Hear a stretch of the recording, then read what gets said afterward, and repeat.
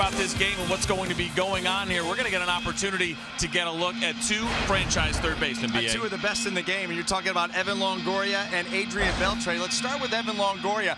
This is a guy who's had a very productive July, and one of the big reasons why is a more aggressive approach at the plate. He is attacking early, not wasting any time once he gets into the batter's box, and it's led to numbers like this right here. The average 328, 5 doubles, a couple of home runs, all while knocking in 10 runs. Stellar defense out of Evan. You're going to see the same thing out of Adrian Beltre. And speaking of him, on the other side of the diamond, in his 20th season of a surefire Hall of Fame career, Adrian Beltre's calling card has been his consistency of production, and that has led him to the precipice of a historic number.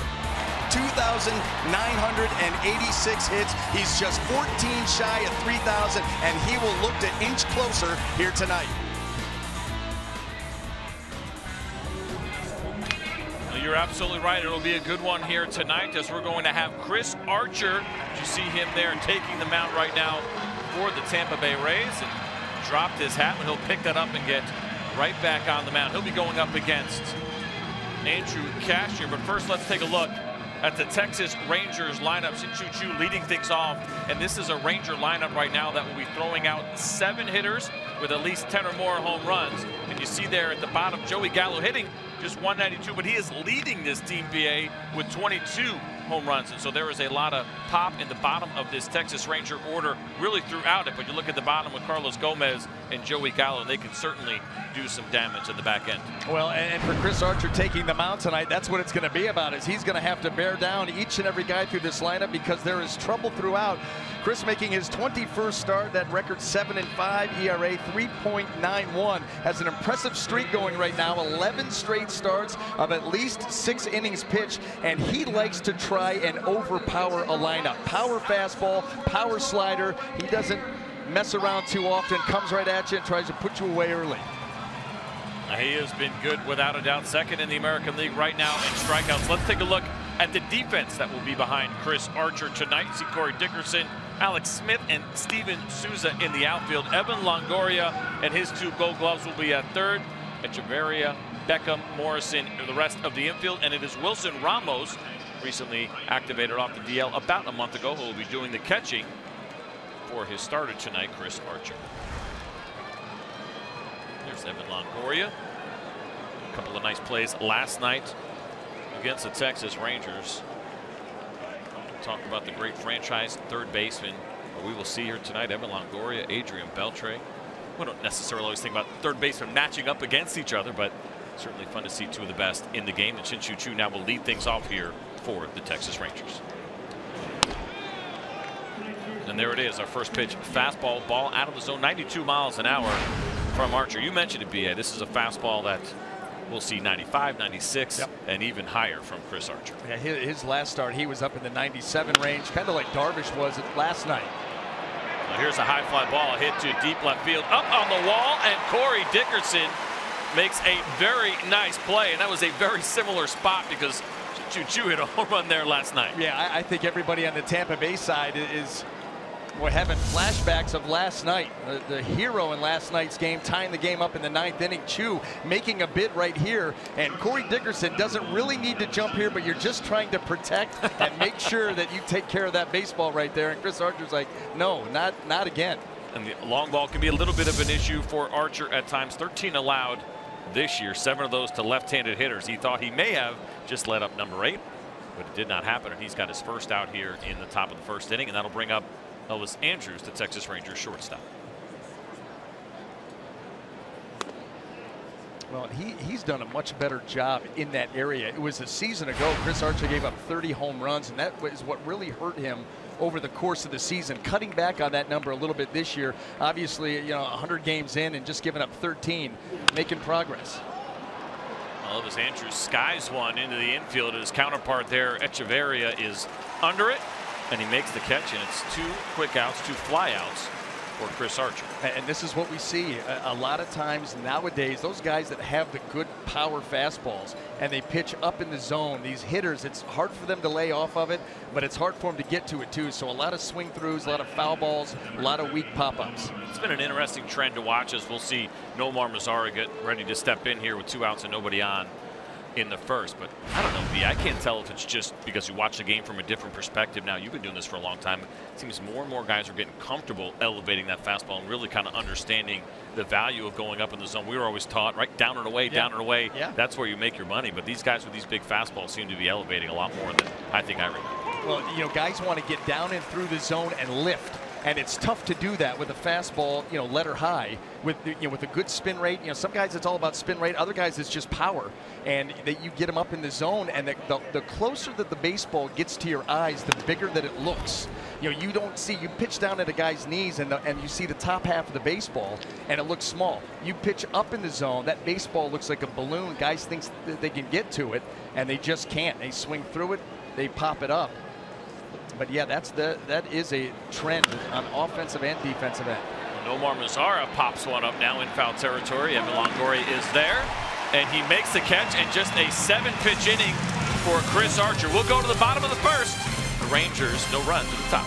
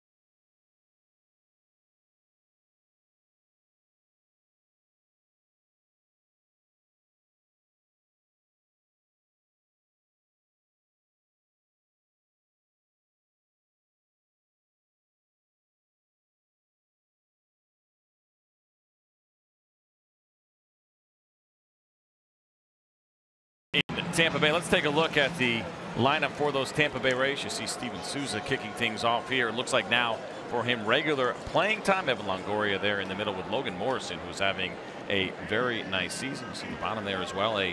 Another lineup here in the American League that certainly has got some pop and got some power. The Rays have showed that off this season. Well, we're fortunate here to have these two offenses that are second and third in the American League in the long ball, the home run categories. You look at Andrew Kashner's numbers, 16th start of the season. He's thrown the ball very well his last 2 times out. That was against Boston and Baltimore.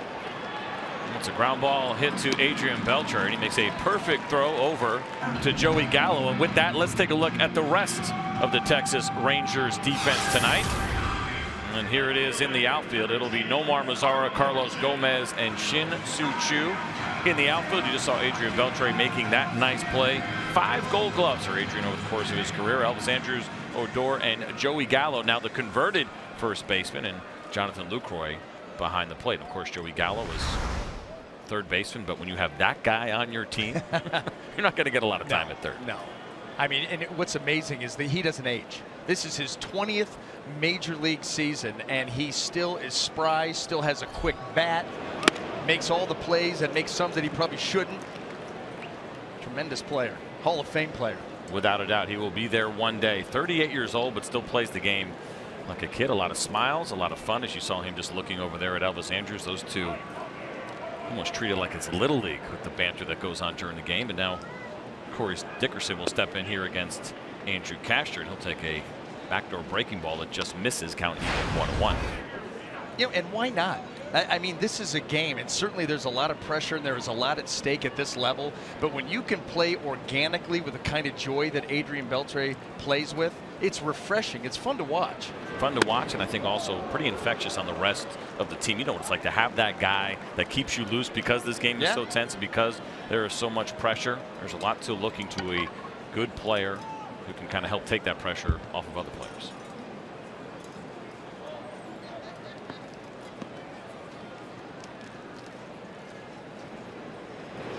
And the 1-2 swung on and missed, and Corey Dickerson is the first strikeout victim here for Andrew Castor, who did a great job, as we were just talking about, elevating the fastball. Well, here it is. Here's the four-seam fastball up and in. We've seen a lot of teams go after Corey Dickerson, and he's usually one of those guys that, you know, he may not get to this pitch, but very adept at fouling those tough pitches off. But even he couldn't get to that one at 95 miles an hour.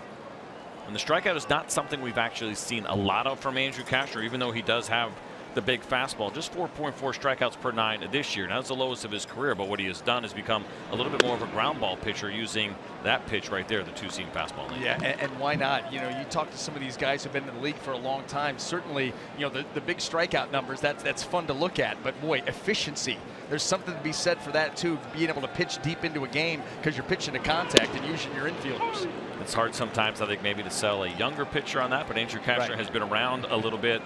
That ground ball rate of 51% this year is his lowest since 2013. You see him there with the 146 ground outs this season, and he just misses downstairs to Evan Longoria. And it'll extend your career too at some point. You can be efficient, and you think about pitching to contact when you can afford to, and then with the good stuff, being able to go and get the strikeout when you need to. That's the difference, is being able to go get it when you absolutely need it.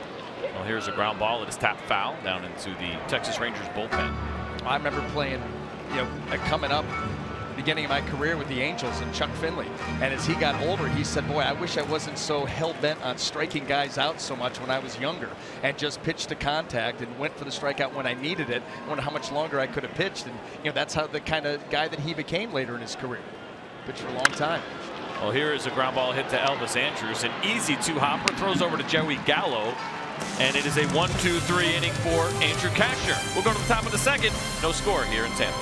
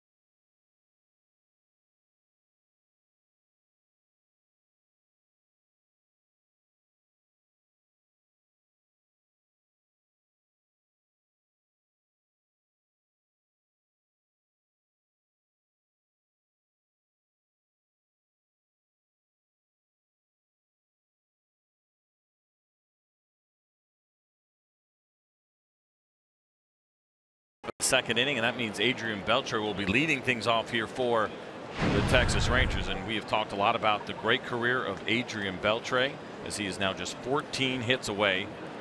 He will become the 31st man in this game to reach the 3,000 hit plateau. Pretty incredible. Just a matter of time. Had a hit last night as he continues to move up that list, up the ladder. Let's go down to Ken Rosenthal with a little bit more on Adrian Beltre. Guys, Rangers manager Jeff Bannister says you can sense the excitement building for Beltre in their dugout. Players hanging on every pitch, calling for the ball every time Beltre gets a hit. Now, you know Beltre. He's not going to acknowledge there's any milestone coming. He's forever thinking about team goals. And Elvis Andrus told me also, you know him. He's never going to show any weakness in the game. No nervousness, no anxiousness, nothing like that. Well, absolutely. And that is what we were just talking about, the way that he plays the game, BA. So relaxed. So not surprising that he's relaxed, even though he's approaching a pretty incredible milestone. Yeah, when you think about that number that's coming down the pike, and then on top of that, 453 home runs. And how many of those have been hit with the knee on the ground? Those are my favorites. It's a unique stance. We see it at times, or at least a unique swing, and sometimes a very bad ball hitter as well. And that's a good thing with Adrian Beltre, where he can hit some pitches where most guys are taking him. He'll go out of the zone, and he's going to face a 1-2, and he swings at a pitch out of the zone, but he cannot get to it. And Adrian Beltre goes down on strikes, the first strikeout for Chris Archer. You know, you see a lot of these hitters come up against Chris Archer and try to attack him early, because with 2 strikes, this is what you're going to get. And he goes to that pitch. Really, you look at the numbers. That slider with 2 strikes is 2/3. I mean, it's 66, 67% of the time. You know you're going to get it, but when he executes it, good luck. It's a pretty incredible slider that Chris Archer has. Certainly one of the best in the game, and now Mike Napoli will get an opportunity here to face Chris Archer in the top of the second inning, and he goes hacking at a first pitch fastball and fouls it back.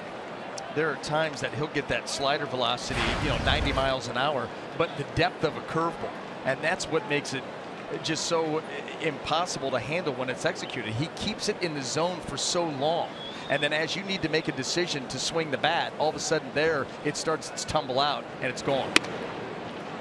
There's 97 just off the plate. And I got to believe that's what makes it difficult to classify that pitch as well, because as you said, the one to Adrian Beltre swept it a little bit more right, a little more horizontal, but when he does go where it gets a little bit more vertical, that ball looks like a curveball, but the fastball, or the velocity is slider. There's a hard one there at 88 miles an hour that Mike Napoli swings through. If you're just watching without velocity, you would probably think a lot of those are curveballs, but it's tight. Look at the spin rate. Yeah, I mean, when you're talking about in the game and the way that he's able to spin it up there, it's tough to pick up, and once you have to make that decision, it's out of the zone, and he does appear to at times have 2 or 3 different versions of it. Some will stay up in the zone, almost look like a cutter. Others, you get the depth that has the curveball depth, and the other, the third version is the one you just saw there, and the one that he got Beltre with, which he'll kind of sweep it off the plate like a traditional slider. Mike Napoli was able to lay off the 1-2.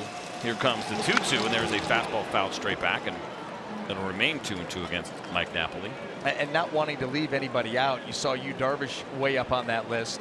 And last night, that slider was in full effect. The way that he was punching out Ray hitters and the movement on that pitch. I mean, I'll tell you what, it was impressive to watch. Well, you see the numbers there. One of the best starts for Yu Darvish this season. 12 strikeouts and just 1 walk.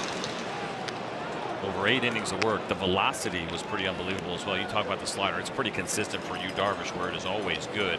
I think we saw the velo up there a little bit more than we're used to seeing from him. He was feeling it last night here in Tampa. He was still at 96, 97 in the 8th inning. And stamina to go along with it.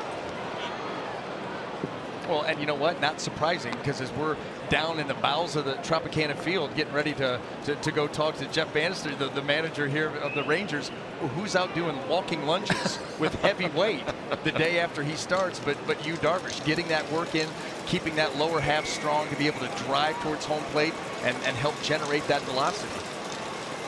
No days off, certainly not for starting pitchers in the big leagues. And here's the 8th pitch of the at-bat, and Mike Napoli chases that slider out of the zone, and it is back-to-back strikeouts here for Chris Archer to start the second inning. And watch how long this ball stays in the zone. In the zone, in the zone. The swing has to start. Now it's gone. There's nothing that you can do, and you know it's coming.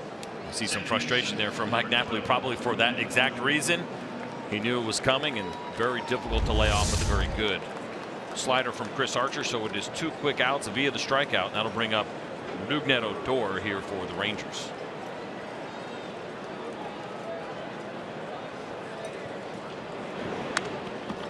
He goes hacking at a first pitch and fouls it straight back. 17 home runs on the year for Odor this season. He had 33 a year ago. You see the 40 RBIs as well. The on base, a little bit of a struggle for him this year, but the power continues to be there for the Rangers second base. And he seems to be one of those guys who is sold out to the power game.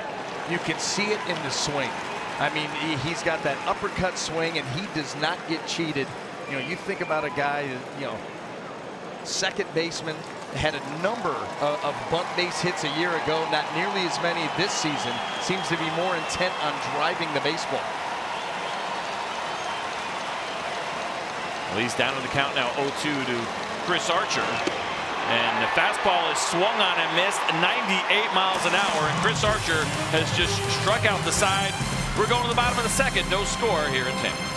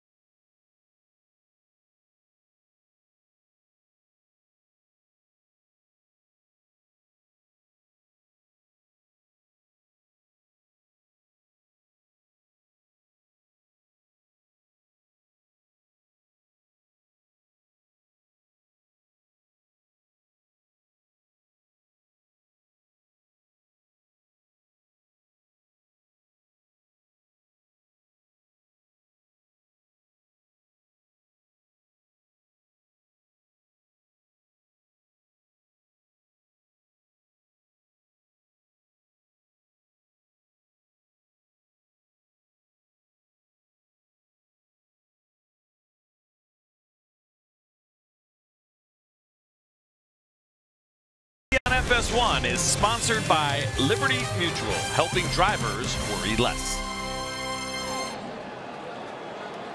Bottom of the second inning here in Tampa. Andrew Castro back out for his second inning of work, and Morrison goes hacking at a first pitch, but he gets a shallow fly ball to Nomar Mazar, and it is 1 pitch, 1 out for Castro. And now let's take you to our Ford keys of the game. What are we focused on today, B.A.? Well, let's take a look and see for the Tampa Bay Rays, it's bounce back. You know, last night was one of those games.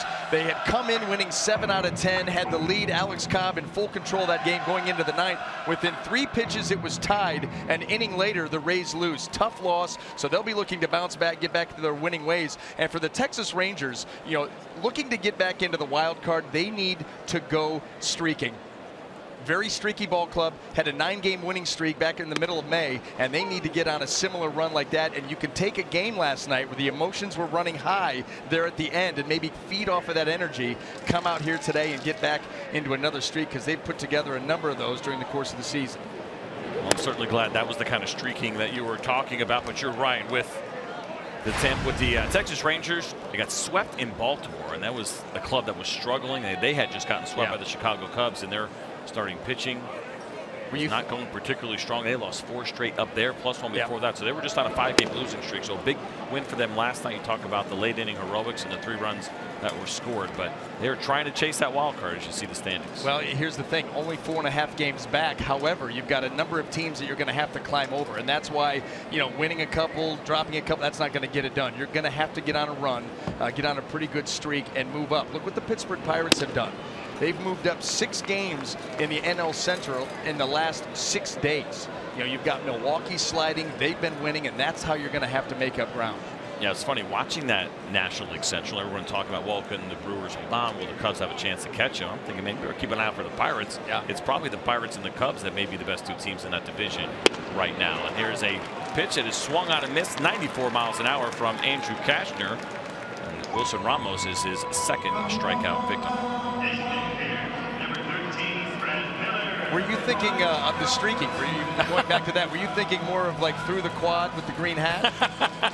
I wasn't sure what I was thinking. I was just wondering if you were going to point out a Ranger that might go streaking, and I'm thinking I don't think there's a single one of them I'd like to see doing that here at the Trop today. They need to do it collectively as a team. That's a good way maybe to get out of a losing streak. Brad Miller steps in now. 2 outs and nobody on it. He goes hacking at the first pitch and fouls it straight back.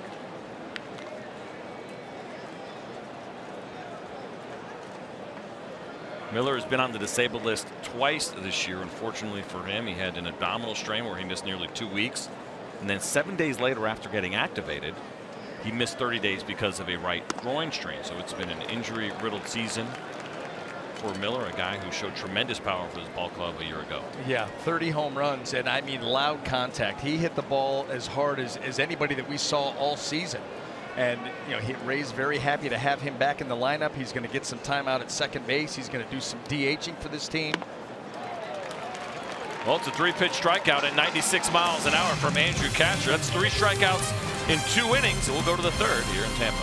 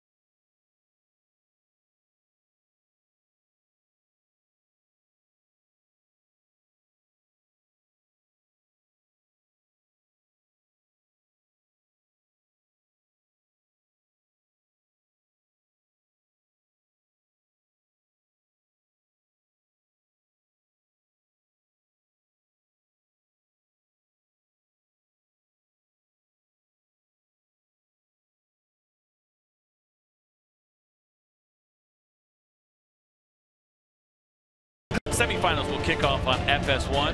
Who will advance to claim the cup as Costa Rica faces off with Clint Dempsey, Josie Altidore, and the U.S. men's national team Gold Club semifinals. Costa Rica versus USA. That'll be tonight on FS1. I don't know. I'd put my odds at 40% that I announced those names right. Oh, I'm going to go higher than that. Higher? Yeah. 50%? Yeah. Well, I'm going 75. A cool 75%, which is pretty good batting odds.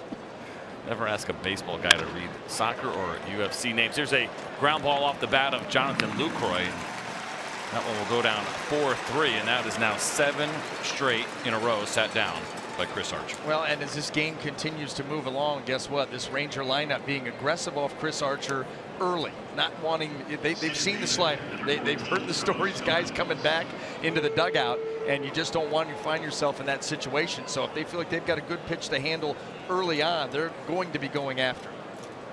But it's always, I guess, the downside when you face those strikeout pitchers. You think about trying to be aggressive early, but if you're hitting the ball at guys, all of a sudden that strikeout pitcher is getting deep in the game with a low pitch count. No question. It is absolutely a double-edged sword and a calculated risk. The very aggressive Carlos Gomez goes hacking at a first pitch slider, and he comes up empty. Count 0-1. Gomez, a .248 hitter. You see the numbers there. 12 home runs, 33 RBIs.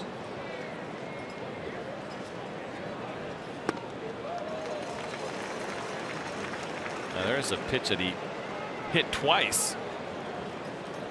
He swung, missed, and then on the backswing he laid down what I would call maybe a perfect bunt. Not easy to do.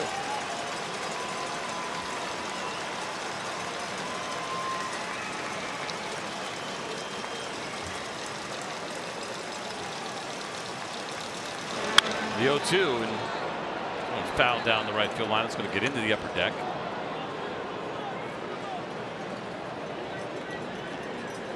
Carlos Gomez came over to the Texas Rangers a year ago after getting released by the Houston Astros, and ever since he has put on this Ranger uniform, he has been very good here. Signed back on a one-year deal. He swings at an 0-2 and drives a ball to deep center field. And Smith is there up against the wall, and he makes the catch, and it'll go down as an F8, but it felt like a lot more than just that. And Chris Archer can smile after that 0-2 pitch. We just got it in the air a little bit too much, just missed it. That ball hung up there just a little bit. Chris Archer flopped down to the mound. Watch this reaction from the Rays starter. He gets to be animated out there. There's no question about it. He's thinking potential trouble right there. But now it's Smith able to corral it a step or two in front of the wall. Well, he's gotten away with a couple. We saw a deep fly ball from Shin-Soo Choo to start this game off. There was one from Carlos Gomez, and now Joey Gallo, the team leader in home runs with his 22 this year. He's hitting ninth, and he'll step in and take his first shot. You know, we were talking about this in the ball game last night. Outside of the Midsummer Classic, when have you ever heard of a major league hitter with 22 home runs in the month of July hitting ninth? I mean, outside of being, you know, a punitive move by your manager, when have you ever heard that? Unless it's the All-Star game. You don't see it too often. Now you do see the big swings from Joey Gallo. There's a lot of swing and miss in his game, and you saw the low average as well. But they like having him down in the order, and he has done some damage. It changes the way, I think, for opposing pitchers, the way you kind of navigate the lineup and treat the game. But it has been pretty incredible to see what Joey Gallo has done out of that ninth spot. Yeah, you think you're going to get a breather there at the bottom. Think again. I know, by the way, he's the guy that got it started last night in the ninth inning. A double to lead that inning off, getting Shin-Soo Choo to the plate. Well, there are the numbers for Joey Gallo this year. 72% of his hits have gone for extra base hits. You also see the big swing and miss there as well as he takes a 97-mile-an-hour fastball off the plate. You're talking about 9-hole hitters. Kevin Elster in 1996 hit 21 home runs out of the 9-hole. Now Joey Gallo has not batted ninth all year. Right. But that is the single season record. Wow. So if they keep him there, now he batted 7th and 8th a lot earlier in the season. We'll see, maybe he stays in the 9-hole the rest of the year. He'd have a pretty good shot at being the all-time record holder.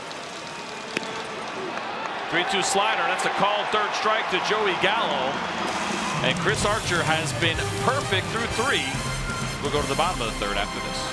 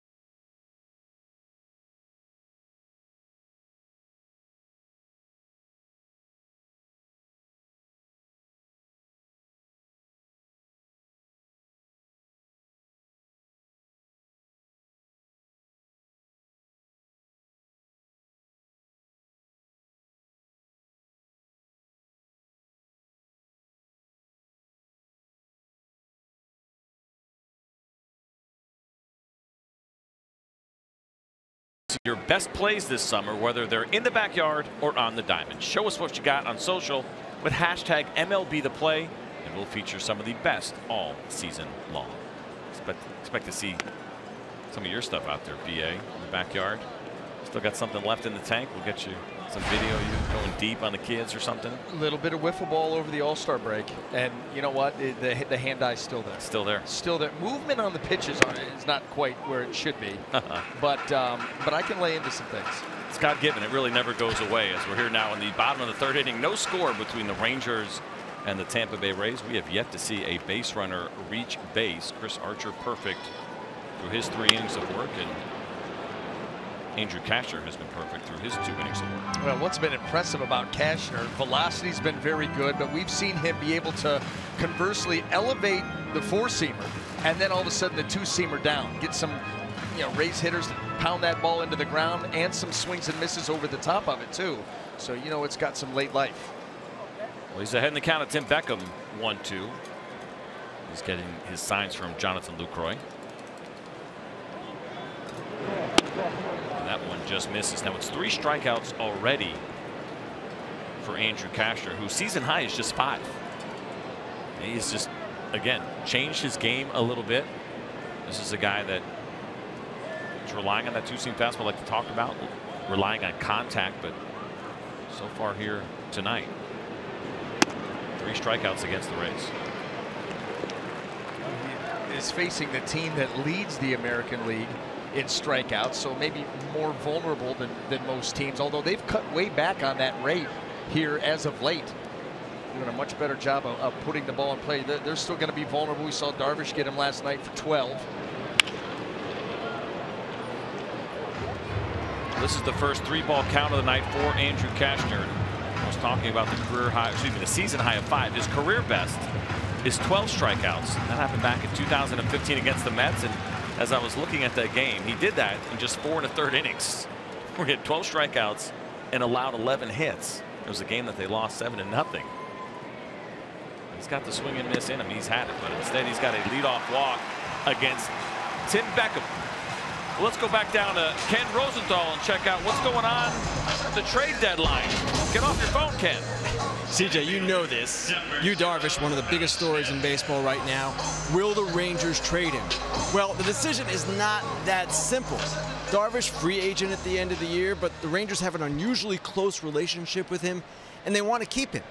Now, obviously, if the team keeps spiraling downward, they're going to face a difficult decision whether to move him for as many good prospects as they can get. But think about what they'd be giving up, and this is a lot. A better chance this season with a team built to win now. Chance in the postseason with Yu Darvish, Cole Hamels as your 1-2. Exclusive negotiating window that you have with a free agent when you keep him through the end of the season. And then, if you make him the qualifying offer, which they will, a pick after the 2nd round. So that's a lot. It's an awful lot, and it's going to make the threshold for a trade awfully high. Yeah, it certainly is interesting. And Ranger fans, when they first started hearing about the possibility, as we see a bunt attempt, and this one is caught in the air by Joey Gallo, and Malik Smith attempting to bunt for a base hit. Instead, has a little pop out to Joey Gallo. He's trying to pull this, going late, almost looking for that sacrifice potential base hit type of bunt, and it just stayed in the air too long. Joey Gallo able to come off the bag, holding the run around and make an easy play. Well, Andrew Cashner will take that first out here as we get to the bottom of the order, and Angel Echeverria now steps in, his first at bat of the game. You see the season numbers there, 264, the 1 home run. Well, the one thing that you have to take into account, Yu Darvish would be a rental. It would be a risk for the team, obviously, to bring him on to, when he could walk at the end of the season. But you think about some of the teams out there that are built to win now, and you imagine combining him with a couple other guys out there to make a dangerous 1-2-3. It would certainly be enticing to at least kick the tires and find out what exactly the Rangers are looking for. Well, there is no doubt as we see the back pick here from Jonathan Lucroy. You're absolutely right. I mean, there are contenders right now around the game, and their fan bases like the Dodgers and the Cubs, and they start dreaming a little bit about what their rotation would look like in the postseason with Yu Darvish, but the Rangers are in that spot where they're hanging in there, as Ken was talking about a little bit. And if you were to move on from your ace, well, that's pretty much throwing in the towel. So you don't love sending your fan base that message at the same time. And we'll see as we get closer to the deadline. I think the Rangers have to be honest with themselves and really take a look. Are we contenders or not? You mentioned it. There's a lot of teams. The ground ball to the right side. That's going to get through. Beckham will stay at first. Echeverria now with the first base hit of the game. Let's go back down to Ken Rosenthal, who's got a little bit more on this Yu Darvish situation. Guys, one more thing to keep in mind, and I know Ranger fans are freaking out with the mere thought that John Daniels is talking about Darvish with other clubs. But he's just doing his due diligence. He has to do this. He has to lay the groundwork just in case they decide to make a move. And keep in mind also, he's seeing what he can get. He's also seeing what teams might compete with him for Darvish as a free agent. So there is a lot that is in play here, but it doesn't necessarily mean that a trade will happen. I agree. There's so much information gathering, and Ken makes a great point. It's not only to see what you can get, it's to see when he does become a free agent, who are the interested teams. You know, there's a lot of them, but he's also going to command top dollar. I mean, he's one of the best out there in the game right now, a difference maker. Steven Souza now stepping in for the Rays. You're absolutely right. We're looking at it. We've done this over the course of the year. Starters with at least 100 starts, 500 innings in their career, and nobody has a higher strikeout rate than Yu Darvish. He is right above Randy Johnson, so he has been one of the more prolific strikeout pitchers that we have seen in the game. And John Daniels would be making a mistake by not at least finding out what is out there, doing his homework. There's the base hit up the middle off the bat of Souza. Beckham around second. He'll score. This throw is offline, and it is an RBI single for Steven Souza, and just like that, the Rays take a 1-0 lead on the Rangers. This is something that we saw Souza Jr. do a lot early in the season. A two-seamer. This ball leaks back across the plate, using the middle of the field. He's having a career year in power and production. He's also been good at using the middle of the field and rifling that ball back up the middle. And right there, that's going to get him another RBI as Beckham comes all the way around to score. You mentioned RBI number 61 for Souza on the season. Came in hitting .286 with runners in scoring position. He'll see that number go up as well. And now Andrew Cashner will have to deal with Dickerson.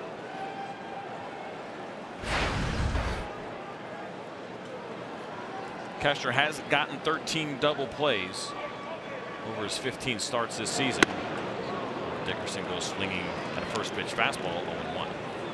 He continues to crowd him with that fastball. Good velocity, 95 miles an hour. That the four-seamer going to stay straight, stay true to the spot. Too long before Corey Dickerson starts to cheat for that pitch, and we'll see if Cashner is able to make the adjustment at the right time. They go back in again, and this one is fouled back and go into look like maybe the Rangers radio booth over there. Hopefully Hall of Famer Eric Nadel was paying attention. You know he was. Now Jonathan Lucroy wants to go out and talk to Andrew Cashner about what they want to do in this 0-2 count against Corey Dickerson. Well, you start to say to yourself, do I want to just power one back in there and close him out, or do I want to change his eyesight? You know, maybe something away, something way up in the zone. You know, change it up a little bit and then go back in there, and maybe you still get the chase. Corey Dickerson, one of those guys that he gets 3 swings, he wants to use all 3 and not afraid to go after pitches out of the zone. Cashner does have a changeup. He uses it 16% of the time, and it has been a pitch that has been very good for him. A .226 batting average again. So you talk about trying to go down and away, right-handed pitcher versus a left-handed hitter. This might be the ideal time to go below the zone. There's that perfect example. I'm going to go 97 up, and somehow Corey Dickerson, it gets his lightsaber to it, and that's how he swung at that pitch. Fighting it off 0-2. Andrew Cashner will do it again. We'll see where he goes, but check out this replay. I mean, no stride. I see him choking up there. Is that a 2-strike thing for him, or is that an all-the-time thing? You know what? He really mixes it up. It's hard to tell. Well, here's a dribble hit to the right side. Joey Gallo fields, flips to Cashner. Dickerson will be retired, but both Echeverria and Souza move up at second and third with 2 outs here in the 3rd. You know, he's got a couple different ways that he will go. We've seen the choke up before, and then not, you know, he'll keep it traditional, no choke up. Sometimes he'll stay with the leg kick. Other times he'll spread out and no stride, as you saw on the foul ball. I think it's just a matter of feel for Corey and what the pitcher is featuring, how he's being attacked, and just how he feels at the plate, that particular AB. Well, it's been certainly a good season for Corey Dickerson. Now we will slide down 1 in the order to Evan Longoria. Longoria 301 in these situations with runners in scoring position. You see the season numbers: 265, 14 home runs, 57 RBIs. Takes a first pitch slider for a strike. And he's had a nice July. We kind of highlighted that in the open, and he's been so aggressive at the plate, as you see right here. How about the walks? 25 walks. He's had 30 walks on the season. 25 were April and May. Since June 1st, he's walked just 5 times, none in the month of July, and he is seeing fewer pitches per plate appearance than any hitter in baseball during this month. But yet what coincided was the slugging. And now here is a base hit up the middle. Echeverria will score easily. Here comes Souza. He scores, and it is a 2-out, 2 RBI single for Evan Longoria, his 100th hit of this season.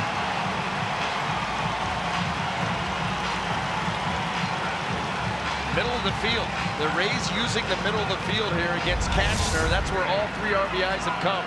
2-seamer. He's trying to get it down and in, and he doesn't quite get it to its spot. Longoria stays inside of it and shoots that ball right back up the middle. Knocks in 2 runs, gives the Rays a 3-run lead. And the way that Chris Archer's throwing the baseball, you better halt it right there. Andrew Cashner was perfect through the first 2 innings, but then all of a sudden now in the 3rd was a leadoff walk, a failed bunt attempt, and then it has been back-to-back singles, a ground out from Dickerson, and now a 2-out single here from Evan Longoria. And now Logan Morrison will step in, and he swings at the first pitch, and he misses a 95-mile-an-hour fastball. Well, how often do you see the leadoff walk come back to haunt you? It just puts a bad vibe out in the inning.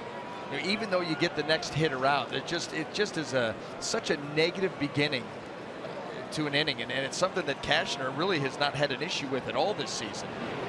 Lead off the inning walks, but that one certainly hurt, and a couple of base hits to go along with it. Now you find yourself down 3-0.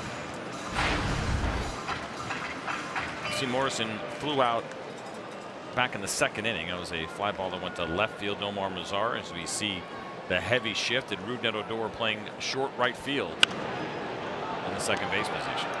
There was your changeup right there at 86. So roughly 8, 9, 10 mile an hour difference off of the fastball.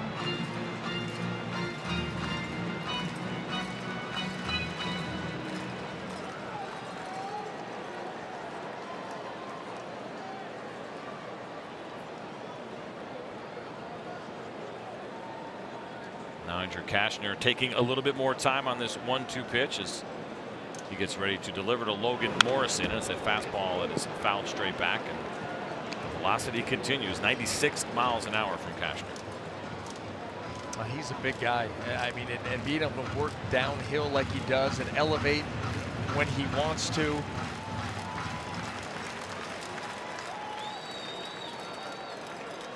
Gets good use out of that pitcher's frame. So all the way on the first base side of the pitching rubber.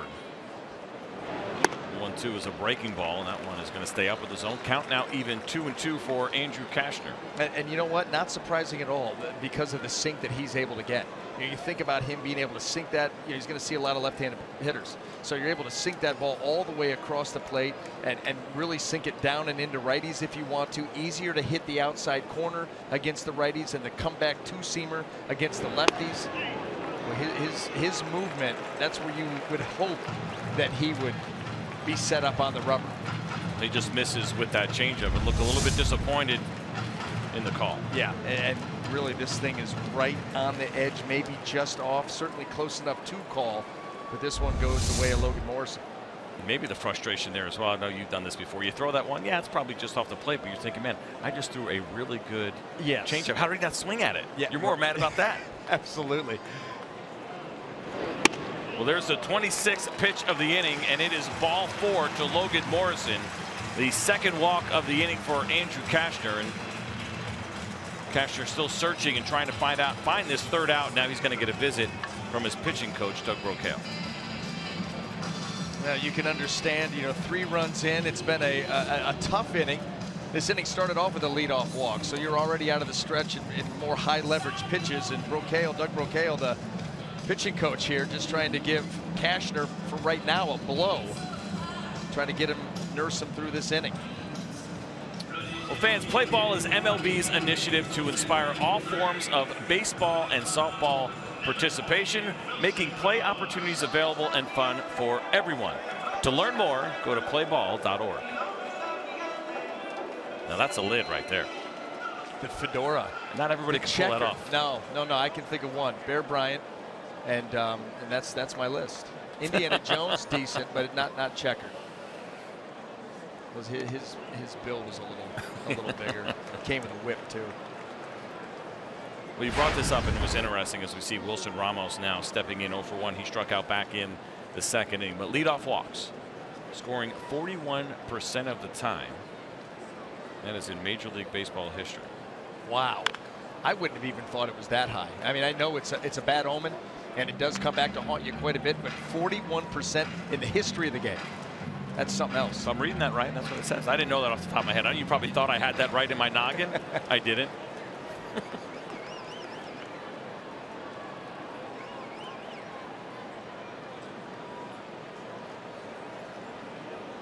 A couple of runners aboard. 3 runs in already in the third here for the Tampa Bay Rays, and here's a fastball that is chopped foul. Wilson Ramos will be now down to the count 1-2.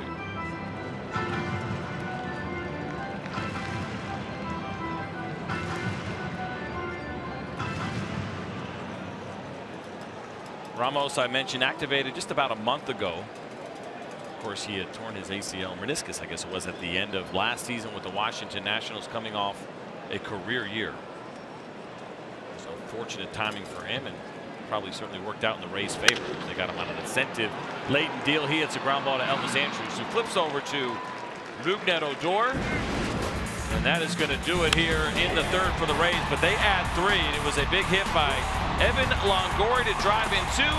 We'll head to the top of the 4th when we get back.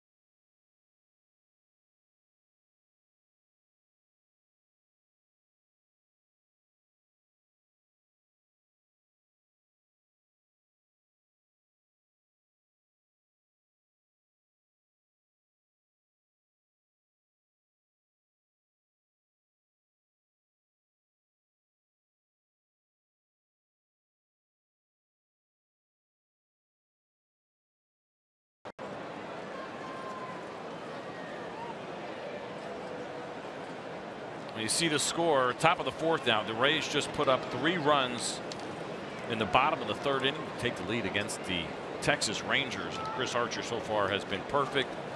through his 3 innings of work, 4 strikeouts for him as well. It's still early in the game, BA, but Chris Archer, 32-1 in his career when he has been given a 3-run lead. Well, and we were kind of hinting at that last half inning. Okay, the 3 runs are in. You cannot allow any more, and by the sounds of that stat, maybe you've already let in too much. And he has certainly looked the part here first time through the order. 9 up, 9 down, almost half of them via the strikeout. Has shown great velocity. The velocity actually getting better as the game goes on. The slider has been good, and even a couple that maybe he'd like a little more depth out of, he's been able to get away with. He certainly looks sharp here so far tonight. And Chu steps in and fouls one off his ankle. Count now 1-2. There's a changeup by Chris Archer. That's a pitch that he very rarely goes to anymore. Typically, your better left-handed hitters, maybe second, third time in the lineup, or if there's a long history there. But majority of the time, it's fastball slider. Yeah, it was interesting. So just 6% of the time I saw on that changeup for Chris Archer, very low. 13% though against the left-handed hitters. But there is a slider swung on and missed by Chu, and a good slider there from Chris Archer. Well, that's strikeout number 5 through 10 hitters. So half of them now have gone down via the strikeouts. Take a look at him. 8+ slider right there on Adrian Beltre. Mike Napoli getting the same thing. That slider down and off the plate. A power fastball by Odor. Joey Gallo, there's a slider that hung just a little bit. Full count, he took it. And this one here kind of stays middle. Doesn't have a lot of depth to it. And Shin-Soo Choo just flat out misses that one. It's got to be frustrating, right? Because then you see that slider, the one with depth, you're like, well, that's not the one he just threw me, but technically it is the same pitch with a different look. No, and those are the pitches that if you're going to climb back into this game against Chris Archer, you can't swing through. Those are the ones you have to make him pay for, because he's not going to make too many mistakes like that. When he does, you need to capitalize, or it's going to be a long night. Well, it has been so far here for the Texas Rangers through 3 1/3 innings, 5 strikeouts against Chris Archer. Elvis Andrus in there now, and he takes a slider off the plate. Andrus flew out to Echeverria short back in the 1st inning. He's having a very nice season. .285 batting average for him, 12 home runs, and he has never been a guy who has been known for the power. Great shortstop over the course of his career. But the power game is new, and now he hits a high fly ball to deep left field, and this one is way gone. Elvis Andrus, who had already set a career high in home runs with 12 this year, just hit his 13th of the season off of Chris Archer. Elvis Andrus has been a thorn in the side of Rays pitching all season long in this series. This is game 5, and he had his way with them in Arlington and has had a nice series here so far. Fastball elevated, and he gets to it. Look how he levels out that swing at the letters. That's impressive. Bat speed right there by Elvis Andrus to get to that pitch, and there was no doubt once it left the bat. Big home run for Elvis Andrus, and the score now 3-1. You talked about Elvis Andrus and how good he has been against the Tampa Bay Rays. 12 for 20 this year. That is his 3rd home run against the Rays.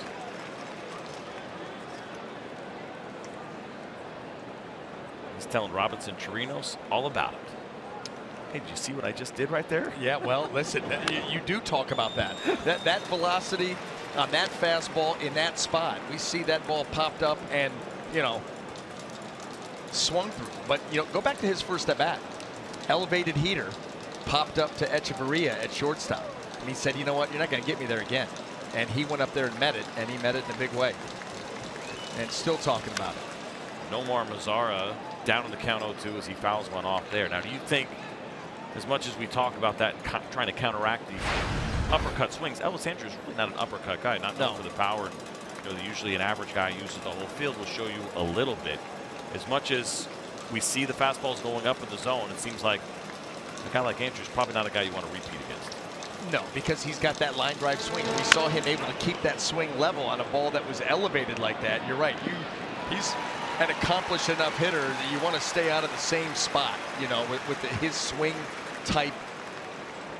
And this is why it becomes so difficult for a starting pitcher to move through a lineup and retire these guys. Look how he stayed on top of that and leveled that swing out. That right there is impressive.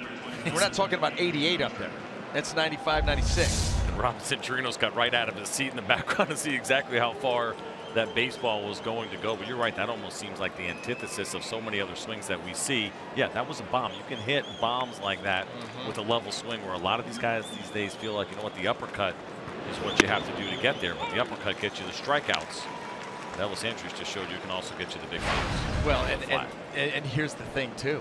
A lot of these organizations, they're okay with the strikeouts. They're okay with that as long as you're getting the ball in the air and extra base hits, the home runs. We've seen, every year it seems like that the strikeout totals go up and up and up for career. Every year career since numbers. 2008, those strikeouts have climbed that? every single season. We're in historic territory once again as you take a look at the American League home run leaders in both of these clubs right there at 2 and 3. But it is a phenomenon right now as far as what is going on with home runs, which are also on a career pace. Yeah. They're best ever in the game, and the strikeouts as well. Launch angle. That's what guys are into. You look at a guy like Evan Longoria a season ago. He increased. What a play. Fair ball. Nice play by Longoria. Long throw.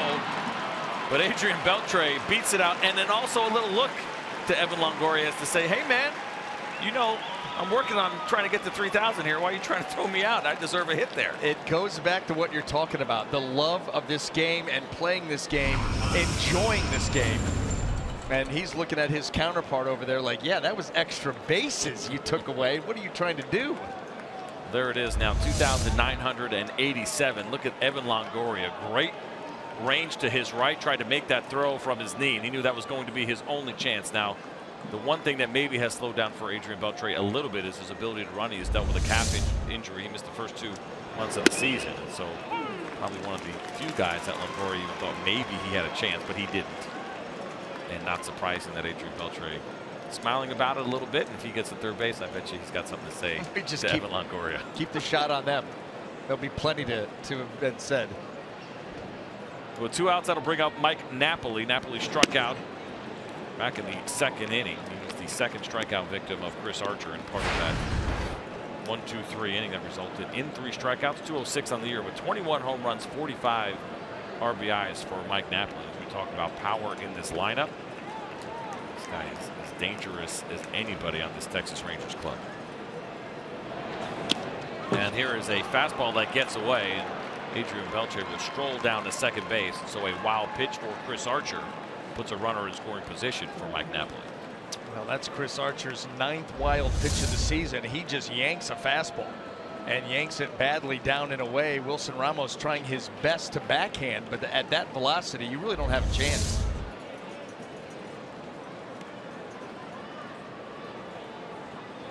What we were talking earlier, or trying to get into with Evan Longoria a season ago, and he's got a pretty good body of work right now.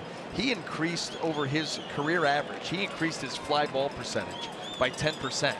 Not a coincidence that he set a career high in home runs. Sure. And there's not a coincidence that he went up by 10% without attempting to go up and get more balls in the air. And you see how it pays off for these guys. Mike Napoli looks at a good fastball at 97 miles an hour, and the count now even at 2-2. Napoli's been good in these situations. 2 outs with runners in scoring position. He's hitting .346. You see the numbers right there. 1 home run, 12 RBIs overall with runners in scoring position. .255. Excellent in these spots with 2 outs. And he swings and misses at a slider, and there it is. 6 strikeouts now for Chris Archer through 4 innings of work. But the Rangers get on the board thanks to Elvis Andrus and his 13th home run of the season.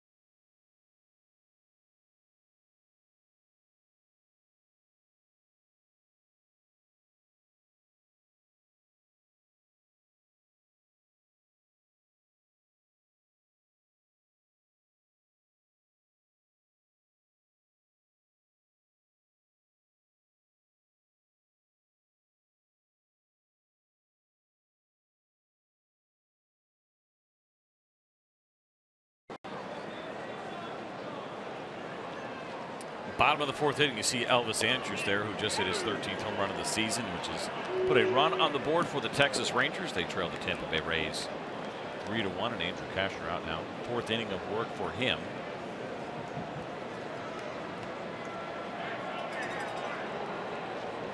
Rays put their 3 on the board last inning. It's a fastball that misses up. Count even 1-1. Well, the Rangers, they come back and answer with a home run from Andrus as they try to, keep the spirits up a little bit. And it's always nice to be able to, it didn't come all the way back, but you go out and there's an answer, and you get a little pep back in the step. You feel like you're back in the game, even though it's just one run. Well, this is a team that knows that they need to play well leading up to the deadline. Adrian Beltre said a couple of days ago, he knows what's going on. He knows that the front office here with the Texas Rangers is trying to figure out exactly which way they want to go. You and I were just talking about Yu Darvish and what they may or may want to do. They know that. They're aware of that. Adrian said, we'd like to prove to the front office that we are a contender and that we're in a position where we need to add. So this team, they're feeling the pressure because Adrian does a nice job of keeping it off, but they know what they got to do if they want to keep Yu Darvish and have that front office at. Let's go back down to Ken Rosenthal with some more on the Rangers and maybe the possibilities of them adding. Well, guys, there are a lot of people in the Rangers organization who believe this team is good enough to make the postseason if they add a reliever or two, probably 2 or more. And you look at their statistical profile, it makes sense. 3rd in runs per game, scoring. 6th in rotation ERA. The problem is the bullpen. So if they can get the bullpen fortified, the thinking is, okay, let's get there, and then Darvish and Hamels and take our chances. Well, Darvish and Hamels, certainly a formidable 1-2 punch. Start thinking about postseason and getting there with guys that have been there and done that. Both Darvish and Cole Hamels have, whether it means Cole Hamels, of course, what he's done here over the course of his career, not only for the Rangers, but especially with the Philadelphia Phillies in the postseason. And Yu Darvish has been great here in the States, but also his years in Japan. So you got a couple of good veterans that are still throwing the ball extremely well. Everyone talks about wanting dual aces in the postseason. Well, they would have it if they could get there. Well, and we talked to Jeff Bannister before the game about the bullpen situation. You think about the job that Claudio has done on this trip and what he did in last night's ball game, throwing 2 innings, keeping the pitch count down. And how are you going to manage that bullpen going forward? And he said a lot of it's going to be, the matchups. And he talked about Jose Leclerc and Keone Kela maybe getting some opportunities, but certainly he's loving what he's seen out of Alex Claudio. Here is a weak pop-up off the bat of Tim Beckham, and Elvis Andrus hauls it in for the first out here in the 4th inning. You're right. Nobody loves, no reliever, no bullpen as a group loves the idea of closer by committee. I'd like to know. You're the 6th inning guy, you're the 7th inning guy, but right now, that's how the Rangers are going to have to do it. Well, you had Sam Dyson coming out of the beginning of the season.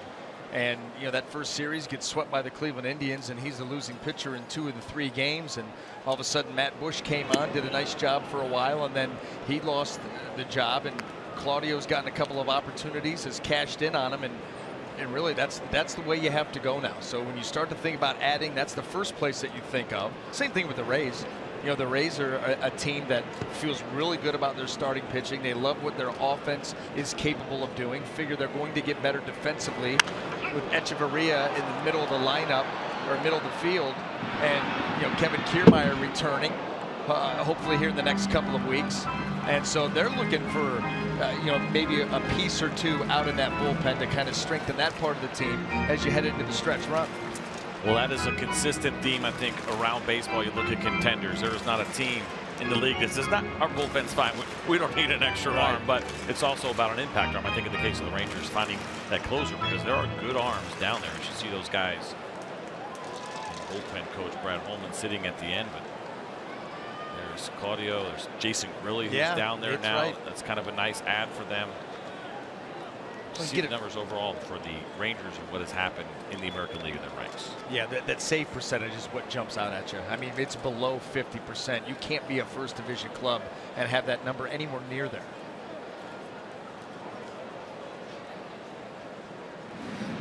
And throw over to first base. Malik Smith attempted a bunt back in the 3rd inning, and he popped it up, and Joey Gallo was able to field it. calling it fly. See the numbers: 290 on the season, a couple of home runs, 6 RBIs. Former Seattle Mariner. We spent about 6 hours there with them this past offseason, as he was traded from the Atlanta Braves to the Seattle Mariners, but later that day, then traded here to the Tampa Bay Rays. And what a find he has been. You know, the Rays, the one thing that they did as an organization, realizing that last year when Kevin Kiermaier went down, the team went into the tank as far as their record.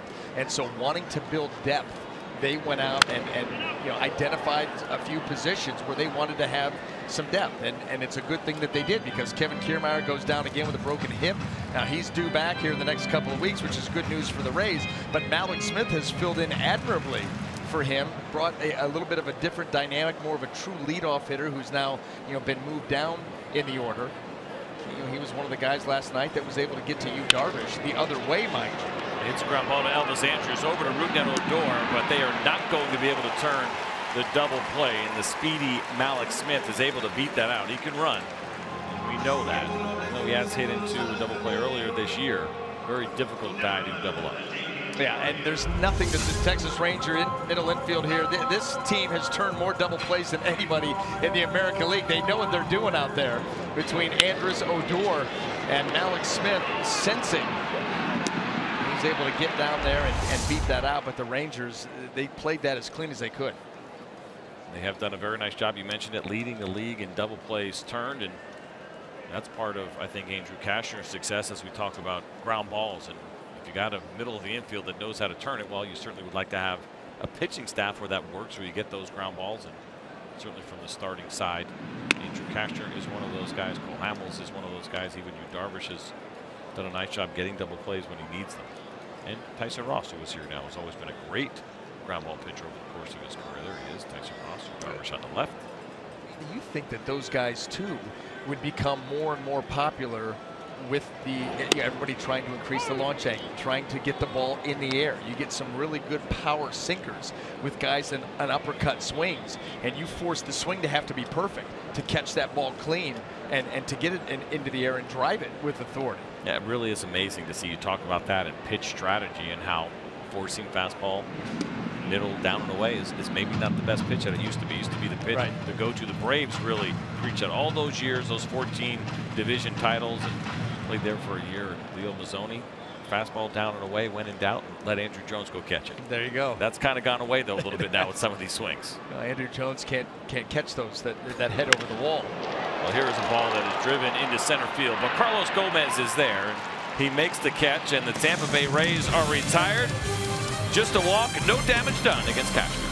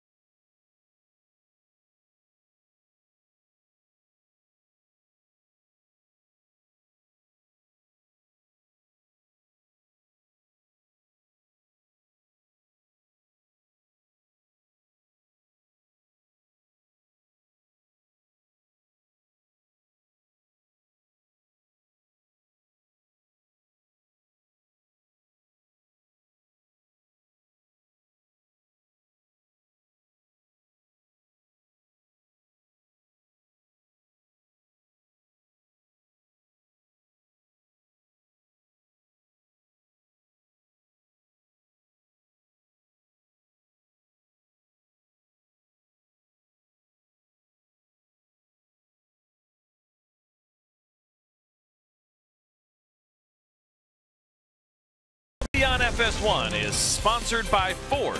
We are going further so you can. And by Falcon Tires, the official tire of Major League Baseball.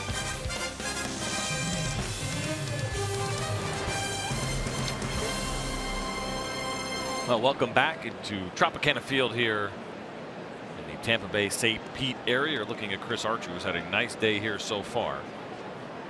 6 strikeouts, no walks, just 1 run allowed. That was a solo home run by Elvis Andrus, and Rougned Odor goes hacking at a first pitch and fouls it off. Well, second time through the lineup. Rougned Odor, a very aggressive hitter from the left side with a big swing. Chris Archer starts him off with a changeup, and if nothing else, it puts that pitch in the back of the mind of Odor, and that's going to make that fastball and slider that much more effective. And this one is lifted high into center field, but does not look like it'll be deep enough.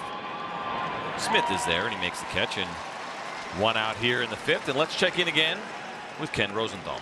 CJ, go back to the start of the season. Chris Archer, Jake Odorizzi, and Alex Cobb all figured to be in play at the deadline. Cobb, a potential free agent, seemed like the most likely to go. Well, what has happened? The Rays kind of used that as a rallying point. They wanted to stay together. They wanted Cobb in particular to remain with the team, and that has kind of fueled them, given the motivation.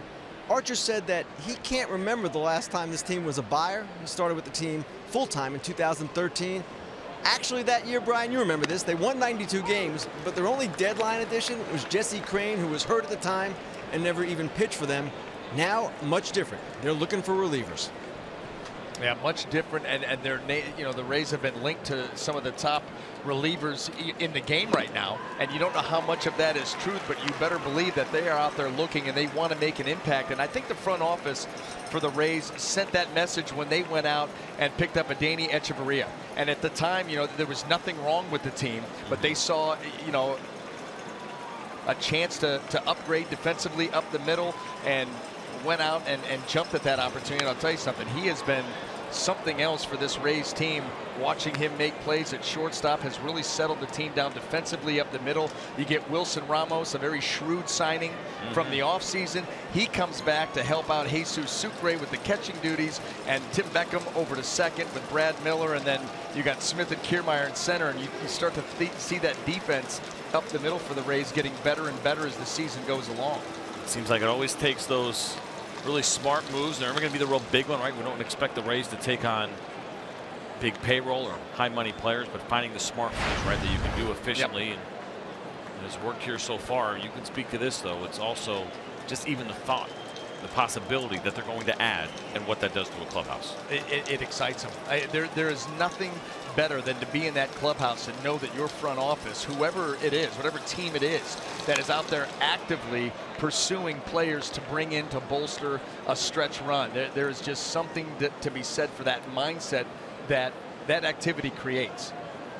And conversely, you go back when your team is a seller or your team is on the cusp and you know, the front office is talking about perhaps selling, how that can negatively impact the clubhouse. No doubt about it. Jonathan Lucroy lifts one into foul territory down the right field line. Logan Morrison chasing, and he cannot come up with it. And this was a tough play as Logan Morrison in for a quick nap as he lays down. But that's certainly not a ball that you would expect him to catch. That's a tough play. No, that's an extremely tough play. We've seen Logan Morrison make this play. Look at the angle that he's going at, over the shoulder at that tough angle, trying to get that glove back around, and it's just off the thumb. That ball spinning down and off the thumb of the glove and not able to corral it, but certainly tremendous effort given on an extremely difficult opportunity. The other thing here in Tampa, of course, because we're playing inside with this roof, you can't take your eye off the ball. Right? It's like being in Minnesota, same thing. It's one thing. There's other places where you can look away, see where the wall is, continue to run, maybe go after that ball. You can't do that here. You have to continue to track that ball. So that is looking up and running, and you have a pretty good idea where it might be, but eyes cannot come off the ball because you're probably not going to find it again. the roof here is really, it's not white. It's off-white. It's the same color as a rubbed-up baseball is what it is. And that's why you cannot take your eye off, like you said. And it's amazing how many times you see visiting teams come in here to play and struggle with pop-ups and fly balls, especially teams, you know, like the Rangers that are in here once a season. You get some younger players, and they really do struggle. And it's interesting to watch. It's not easy. It's almost like this roof is made of the exact same material, like it's the leather from Costa Rica. It just matches the baseball perfectly. Deep out there in center field, if you look close enough, you can see Rob Manfred's signature up on the wall, the roof. Well, Jonathan Lucroy now facing a 2-2 count here against Chris Archer in the top of the 5th inning. Lucroy grounded out to second in his 3rd at-bat. This was another guy whose name had come up a little bit as a potential trade target. The 2 big free agents that the Rangers have for next year, Yu Darvish and Jonathan Lucroy. Lucroy, of course, a year ago was a deadline acquisition for the Texas Rangers and played an immediate impact, 11 home runs in the 2 months that he spent with this club. And that's not an easy thing to do when you come in the middle of the season as a catcher. No, because you're talking about the offensive numbers. That's not easy to do because you tend to put pressure on yourself, being a deadline acquisition or a midseason acquisition. And then, oh, by the way, you've got to learn a pitching staff. You've got to learn a pitching staff and be able to get behind home plate and have there be a comfort level between you and them. Well, Lucroy chases a slider out of the strike zone, and he will now be victim number 7 here for Chris Archer. Say where the comfort level is right now is between Chris Archer and his slider. There's the one with the depth. That one right there, you just chalk up to there's nothing you can do about it because he executed that pitch perfectly. Well, 6 of the 7 strikeouts for Chris Archer tonight have all come on the slider, and we've talked about it a lot. But how about the pitch usage on the slider and how often he throws this thing? Not even close. Look at everybody bunched up, 37.5 and 35, and he's up at 45. And as you move deeper into the count, you get ahead in the count, you get to 2 strikes in a count, and he's using it 65, 66% of the time. That is certainly one of the best in the game. We showed you guys the spin rate earlier, 4th tightest spin rate on that slider. There's one there to Carlos Gomez, and he can't hold up in the count now 1-1. You know, another guy who has that kind of in-between pitch where it's like, is it a slider, is it a curveball, the velocity? Corey Kluber. He's got a pretty good one, and I don't know about you. When I call games with him, I just say breaking ball. Yes. Just to save myself the trouble because you really get caught in between. Like, well, and he, you know, because he varies the speeds on it too so much in the break, and you're just like, you know what? I'm not going to fight with this on the pitch usage. It is a breaking ball, and have at it after that. And a pretty doggone good one. And when you can change the shape and the velocity of it too, that's why these, you know, guys like Corey Kluber right up there, the head of the class, one of the elite pitchers in the game. His work in the postseason a year ago. On 3 days rest multiple times. He really stepped up big for that club. 2-2 count against Carlos Gomez against Chris Archer here in the top of the 5th inning. And a fastball swung and it missed to the delight of the fans. 98 miles an hour from Chris Archer. Strikeout number 8 on the day.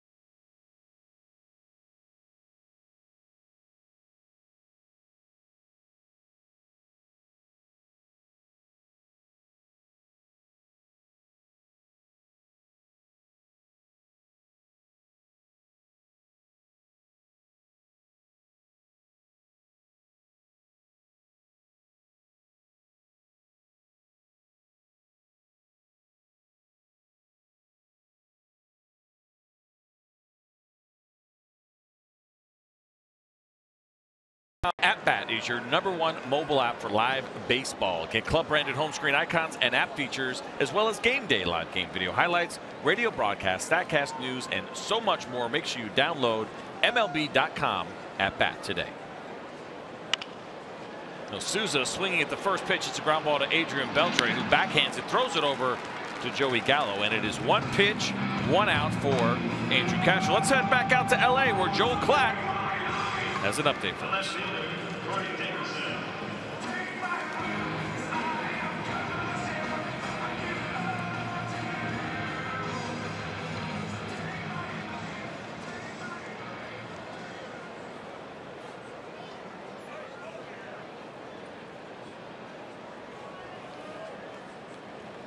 Appreciate it, Joel. And Bryce Harper can do it all. Joel Klatt can do it all. Yes, he can. Yeah, I mean, host baseball, do the football. Love listening to him. He's the best with football. Yeah, knows his stuff. Former minor league player, and then of course college football on top of it. And certainly fun to have him part of the broadcast today, doing the pre and post with the great Eric Karros. Corey Dickerson steps in against Andrew Cashner, and the changeup was way outside. Count 2-0. Well, two misses well off the plate here by Cashner to Corey Dickerson, and you've got to miss wide on Corey, or he'll take a rip. There's a good fastball on the outside corner. Count now 2-1. I was talking to Kevin Cash, the manager here with the Tampa Bay Rays. We had that opportunity to sit down with him before the game, asking him about Corey Dickerson, coming from Colorado, really great numbers, high batting average first year in Tampa. Last year, the average came down a little bit, and he said he felt like maybe he was trying to prove it a little bit too much, right? Because that's a lot of question marks. Any hitter that comes out of Colorado, that's going to be the first question. Can that guy be the same hitter outside of Colorado? And so he felt like he was trying to be a 330, 40 home run guy. And that sure is asking a lot, but he's done a really nice job, especially with 2 strikes, and has really settled in as this one is hit high and just missing. Nope, check that. It actually bounces back and catches the catwalk and will land in foul territory. Now that is the, we'll call that, what is that, the third ring? Is that how you guys refer to it? B ring. All right, B ring. B ring. And you know the thing about it too, and you can see hanging from the B ring the yellow marker designating foul territory, and you see it right there in the middle of your screen. And if it hits the B ring wide of that, then it's a foul ball. It hits it in fair territory, it remains in fair territory, and you know, even if you've got to make a play on it, but it hits wide of that, no matter where it comes, even if that ball would have been caught, that would have been considered a foul ball. It becomes arena baseball from time to time. I mean, think about it from the umpire's point of view, where you no longer are just looking at the foul lines and the standard foul poles, but yeah, there's a foul pole, I don't know, what's that, 200 feet in the air that you got to keep an eye on as well. And that's exactly right. Make sure you're paying attention to all of it. So as much as we like to ride umpires and give them a hard time, their job's certainly not easy. Here's the full count pitch, and that one is way out of the strike zone, but Corey Dickerson chases it, and there is strikeout number 4 for Andrew Cashner. And the second out here of the 5th inning. 94-mile-an-hour fastball, and that ball well up and out above the letters. See Corey Dickerson here with 2 strikes, goes back to the leg kick. Not able to reach it. That's Dickerson's second strikeout against Andrew Cashner, and with 2 outs and nobody on, Evan Longoria will step in against the big Texas righty, and he takes a first pitch fastball for a strike.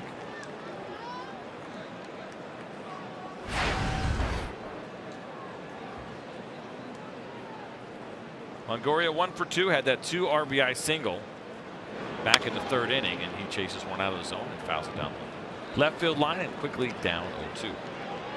Evan Longoria, we talked about the fact that he's not wasting any time. When he gets into the batter's box, he's letting that bat fly. He has no walks his last 93 plate appearances. No walks in the month of July, and only 5 since June the 1st. So he's getting in the batter's box and letting her rip. And you know what? It's been working out for him. He's been productive. I think that's one of those things. Obviously, Evan Longoria, well established in his career, a younger player. You can do it. Just make sure that you're getting results in the process. Right. Otherwise, you're probably going to hear about it. You mentioned it. Look at that. The fewest pitches per plate appearance since July 1st.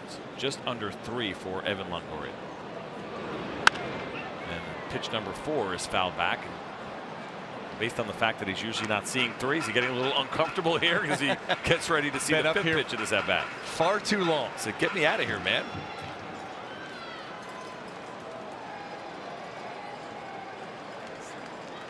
Now, he certainly has been productive here for the Rays for a long time, going all the way back to 2008. It's been a decade.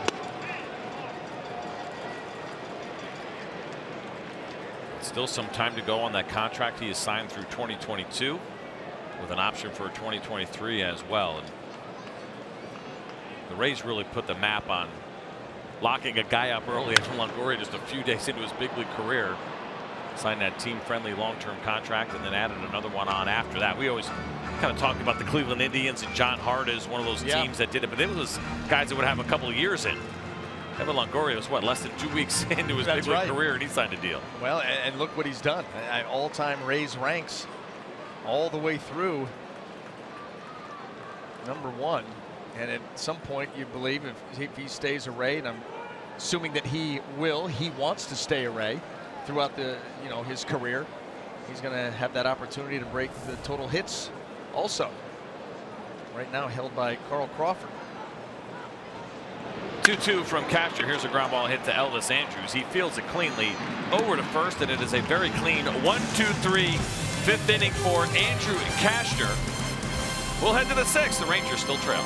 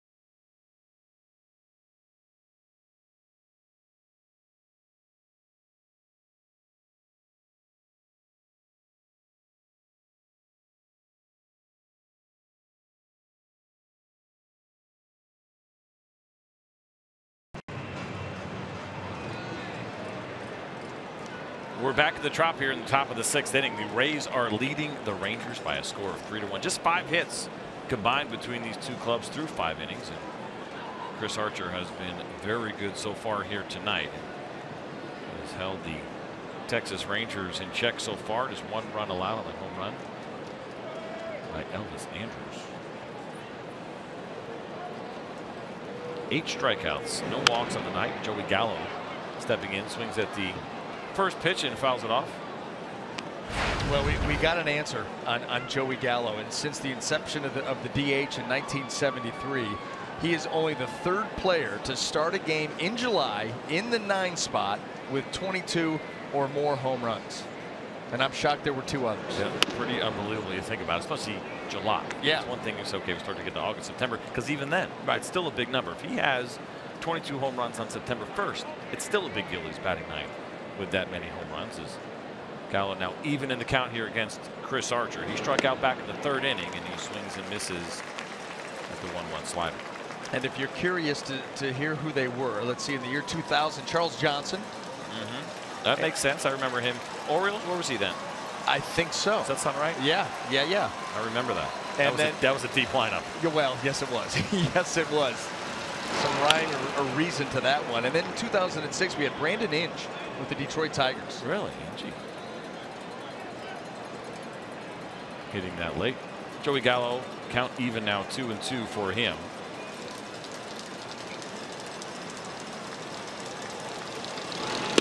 And there's a slider swung on and missed. It is strikeout number 9 for Chris Archer. Let's take a look at the game summary. We're going to go back to the 3rd inning, and Steven Souza got the Rays on the board with that base hit up the middle.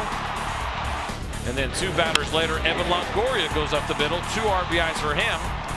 And then the Rangers got themselves on the board right here. Well, the next half inning, Elvis Andrus, how impressive getting on top of that fastball by Chris Archer. He launches one deep out into left center field to bring the Rangers back to within 2, and that's where it sits right now. Archer pitching here in the 6th. It's the 14th home run allowed by Chris Archer on the season. He has split them up pretty evenly. 7 against left-handed hitters, 7 now against right-handed hitters.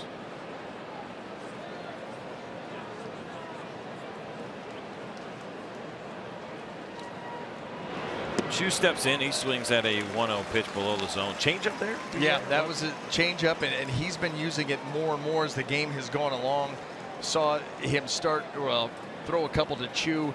His last time up, Odor saw one. Joey Gallo saw one. So that pitch becoming more a part of the arsenal the deeper this game moves along. And that's why when you start to think about Chris Archer now with 3 options out there, it becomes more and more difficult. Fastball and slider a lot of times hard enough to make the adjustment to. You start to sprinkle in a changeup, it makes that fastball even harder, buys you a couple feet on the heater, and gives you a little margin for error on the slider. 10 changeups thrown so far here of the 81 pitches for Chris Archer through 5 1/3, and backdoor breaking ball catches the outside corner, and the count now even 2-2.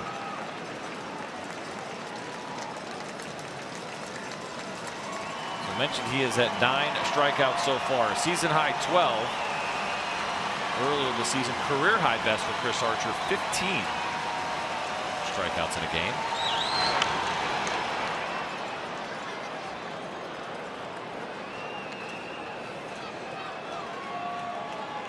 We'll talk about team friendly deals, and we were talking about Evan Longoria. Well, the Rays were very smart and very fortunate that Chris Archer took the one. They offered him 6-year deal for $25.5 million. And yes, $25 million is a lot. It is not a lot for this kind of right-handed arm. No question about it. And that's why when you start to think about that trade value, and obviously the Rays will be doing nothing but trying to ride him into the postseason. But boy, oh boy, could you imagine being able to trade for Chris Archer with that team-friendly contract? You'd have to ante up quite a bit. The contract runs through 2019. There are 2 options on the back end of that in 2020 and 2021 for just $9 and $11 million. So there's another $20 million on the back end of that contract. And there's a fastball just off the plate at 95 miles an hour. Chris Archer wanted it, but looked to me like that one was off the plate. Yeah, it just stayed off all the way. 4-seamer trying to drive it to the spot. It's close, very close, but just off.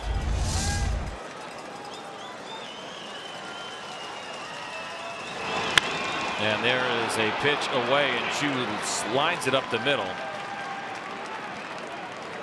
And a nice job on the base hit. Let's go back to Los Angeles, a game break with Joel Klatt.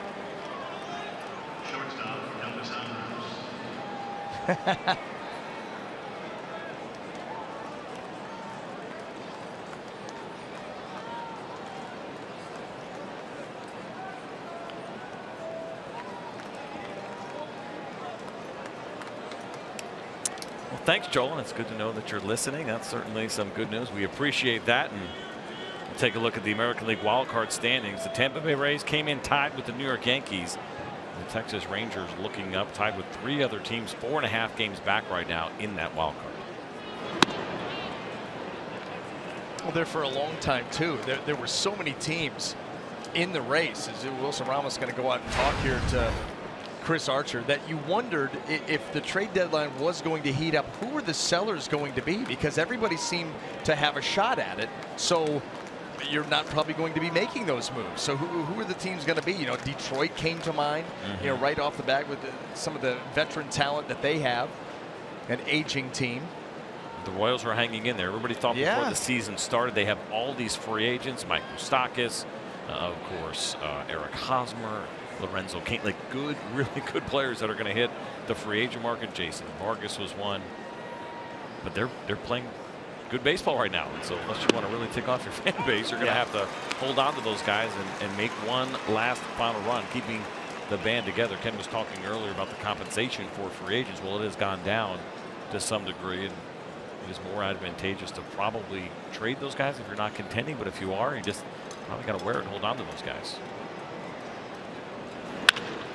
Now Andrews hits one to the left side, and that is going to get past a diving Echeverria, and so it is runners on first and second with one out for the Rays. And wait until you see this 96-mile-an-hour fastball where it was in the strike zone. Think about the first at bat, elevated fastball, he pops it up. Elevate another one, he hits it out of the park. Elevate a third, he gets on top of it and hits that ball hard into left field. So he has seen a number of fastballs right at the top of the zone, and he's made the adjustment. Yeah, it's pretty incredible to see Chris Archer have the confidence to go back up there, I guess. And I said the Rays, of course, that is the Rangers that have first and second right now with one out. And that'll bring up Nomar Mazara. Mazara 0 for 2 so far here against Chris Archer.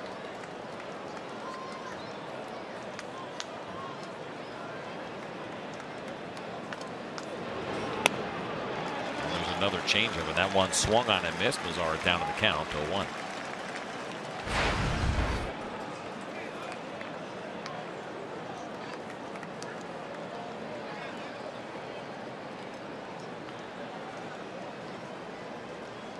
Was the first time in this game that the Texas Rangers have had hitters reach in back-to-back at-bats, and Mazara is going to hit a ground ball to the right side. Morrison is there, steps on the bag, and both runners will advance, but it is the second out of the inning for the Rangers. Now Adrian Beltre will step in with an opportunity to maybe tie this game, and it has been quite the career for the future Hall of Famer, four-time All-Star. You see the Gold Gloves, 5 of those as well over the course of his career. Still maintains the great defense. 4 Silver Slugger awards for the great Adrian Beltre. I just love the consistency of his production. You know, he's had a couple of years that stand out, but most of the time it's just plodding along. Averages about 30 homers a season, drives in 100, plays Gold Glove caliber defense, and here he's got a chance in where the Rangers have not had many. A base hit here potentially is going to tie this ball game up. So this is the guy you'd want at the plate. The other thing too to keep an eye on, Chris Archer, third time through the order now for him. He is stellar the first 2 times through, 202 batting average first and second time through the order, but third time through things change pretty dramatically. A 324 batting average again, so a 202-point jump when he starts facing hitters that third time. That's significant.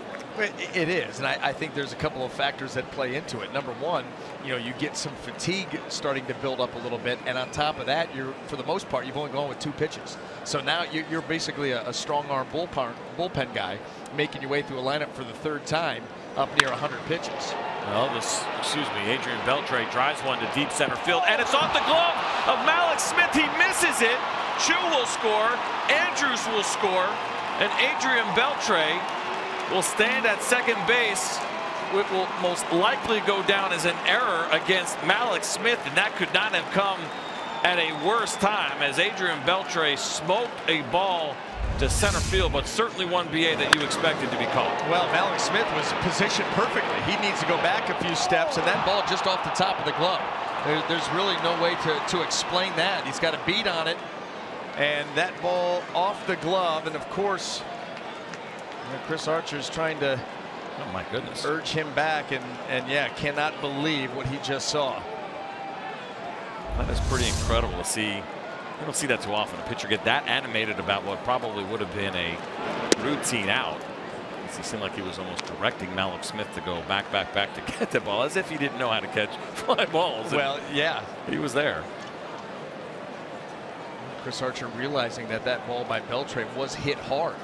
And just, you know, he can be very animated out there on the mound. You remember the shot earlier in the game up the middle where he just flat out dove onto the mound and then rolled over. So there's definitely some animation going on out there. And he was urging Malik Smith back. He got there in time, but could not haul it in. He's got a beat on it, and just inexplicably the ball off the glove.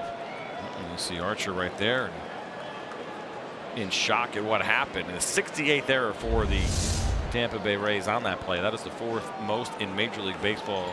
We've also now seen Chris Archer throw a pitch in the dirt. He's behind Mike Napoli in the count 2-0. Now there's the man that's usually playing center field in Kevin Kiermaier, but he is on the DL right now.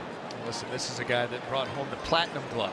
Gold glove, yes. Platinum glove. Another ball in the dirt here now, and 2 overthrows, and Adrian Beltre will trot home, and the Texas Rangers have suddenly taken a 4-3 lead as we are watching Chris Archer and the Rays almost self-destruct with 2 outs here in the 6th inning. Well, 2 pitches that weren't really close. Another fastball that's just yanked down and away with that velocity. Wilson Ramos trying to get the glove down to it.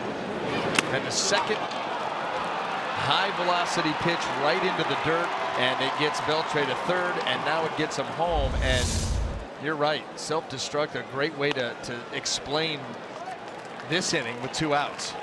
And the Rays are just handing it to the Rangers, and now it is a 4-pitch walk to Mike Napoli, and that'll bring out Jim Hickey, who undoubtedly will try to calm down Chris Archer. We saw that emotion there. Yes. The reaction, and kind of expect your Rays to keep it in check and go ahead and take care of the next hitter, and he's been unable to do that. No, that's exactly what Jim Hickey is out there doing here, trying to calm down Chris Archer, because, you know, yes, the error was made very unfortunate for the Rays, there's no question about it, but you've got a man now at second base in a tie game.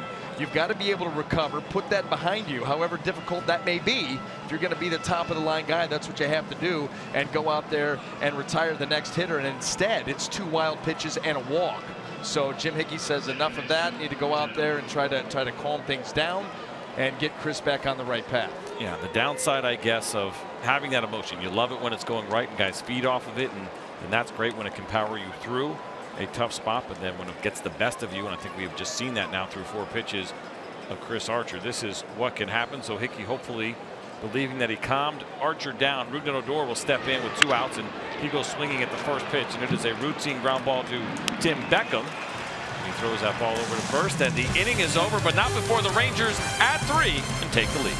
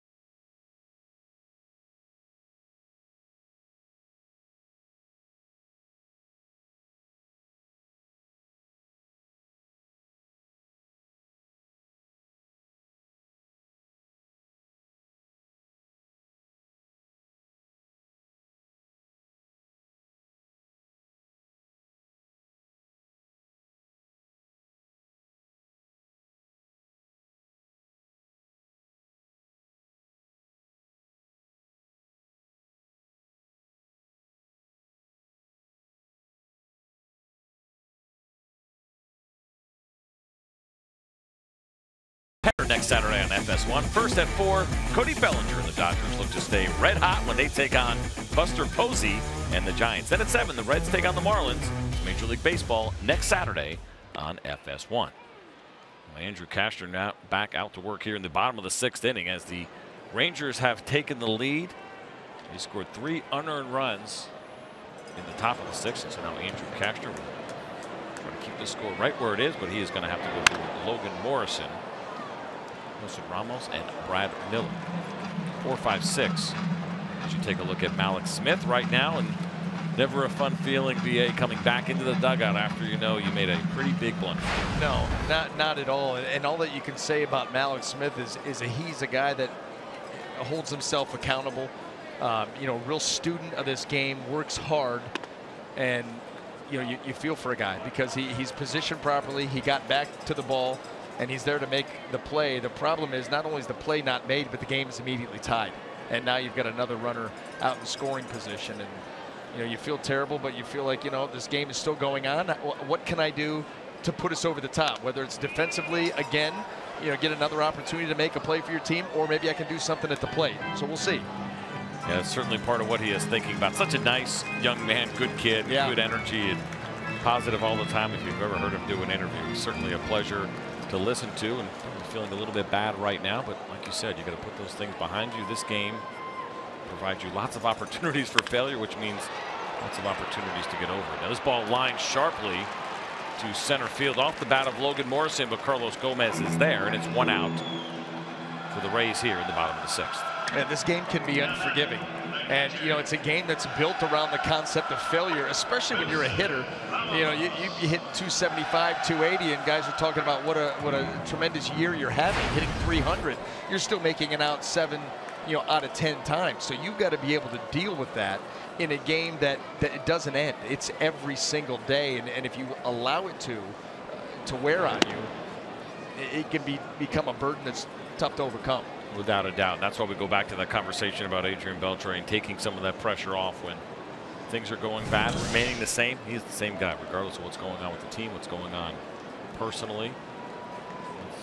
Without a doubt, the best chances of being successful in this game, approaching it that way. Wilson Ramos takes a hack at a 1-0 pitch. This one lined into center field, but Carlos Gomez is going to watch that ball bounce in front of him, and so it is a 1-out single for Ramos, and Rays suddenly in business, and they try to climb back in this one. Well, this Rays ball club has been a resilient bunch all season long, and you know, you think about resiliency from one game to the next, coming into this game after the loss, the very tough loss in last night's game, and then all in tonight's game, within the game, a very tough inning in the top half of the 6th inning, and trying to answer here in the bottom. Well, Brad Miller will step in with 1 out, and Miller has had a pretty interesting season as he looks at a first pitch fastball. And this is the guy that is set right around 200 on that batting average for most of the year. He has gone below and above. You see him right at 201 right now. He's gone below and then back on top 12 different times this season, and certainly wants to be hitting a lot higher than that 200, but it's been a little bit of a battle for him to stay consistently above that 200 number. Well, really struggled out of the gate for the Rays. You talked a little bit about the injury issues, and since he's come back, he's had some big hits for the Rays late in ball games, a couple of game winners, one on the road trip, one on the homestand here before the break. The Rays know what he is capable of, and you kind of expose yourself. You hit 30 home runs in a season, guess what? You're on everybody's radar at that point. That's what he did a season ago. It was pretty incredible. It kind of came out of nowhere, and everyone kind of looking at Tampa last year and saying, hey, what happened to Brad Miller? Tampa Bay, all of a sudden, the long ball became a big part of his game, and if you look closely, you'll find a logo under that helmet somewhere under all that pine tar. He's loaded that thing up since coming off the disabled list. Plenty of time to work on it while he was injured, and you know, the leg kick for him, the timing mechanism, and that's where he's been able to really generate that power.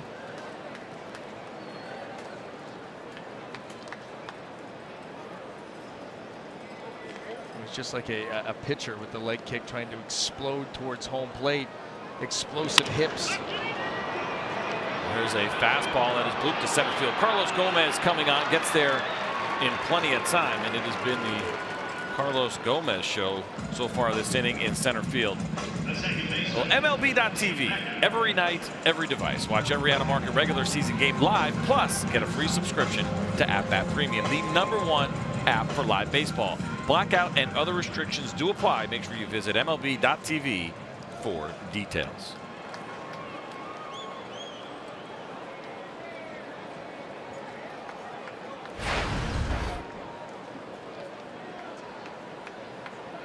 Well, Tim Beckham will step in here at the bottom of the 6th inning with a runner on first base in Wilson Ramos.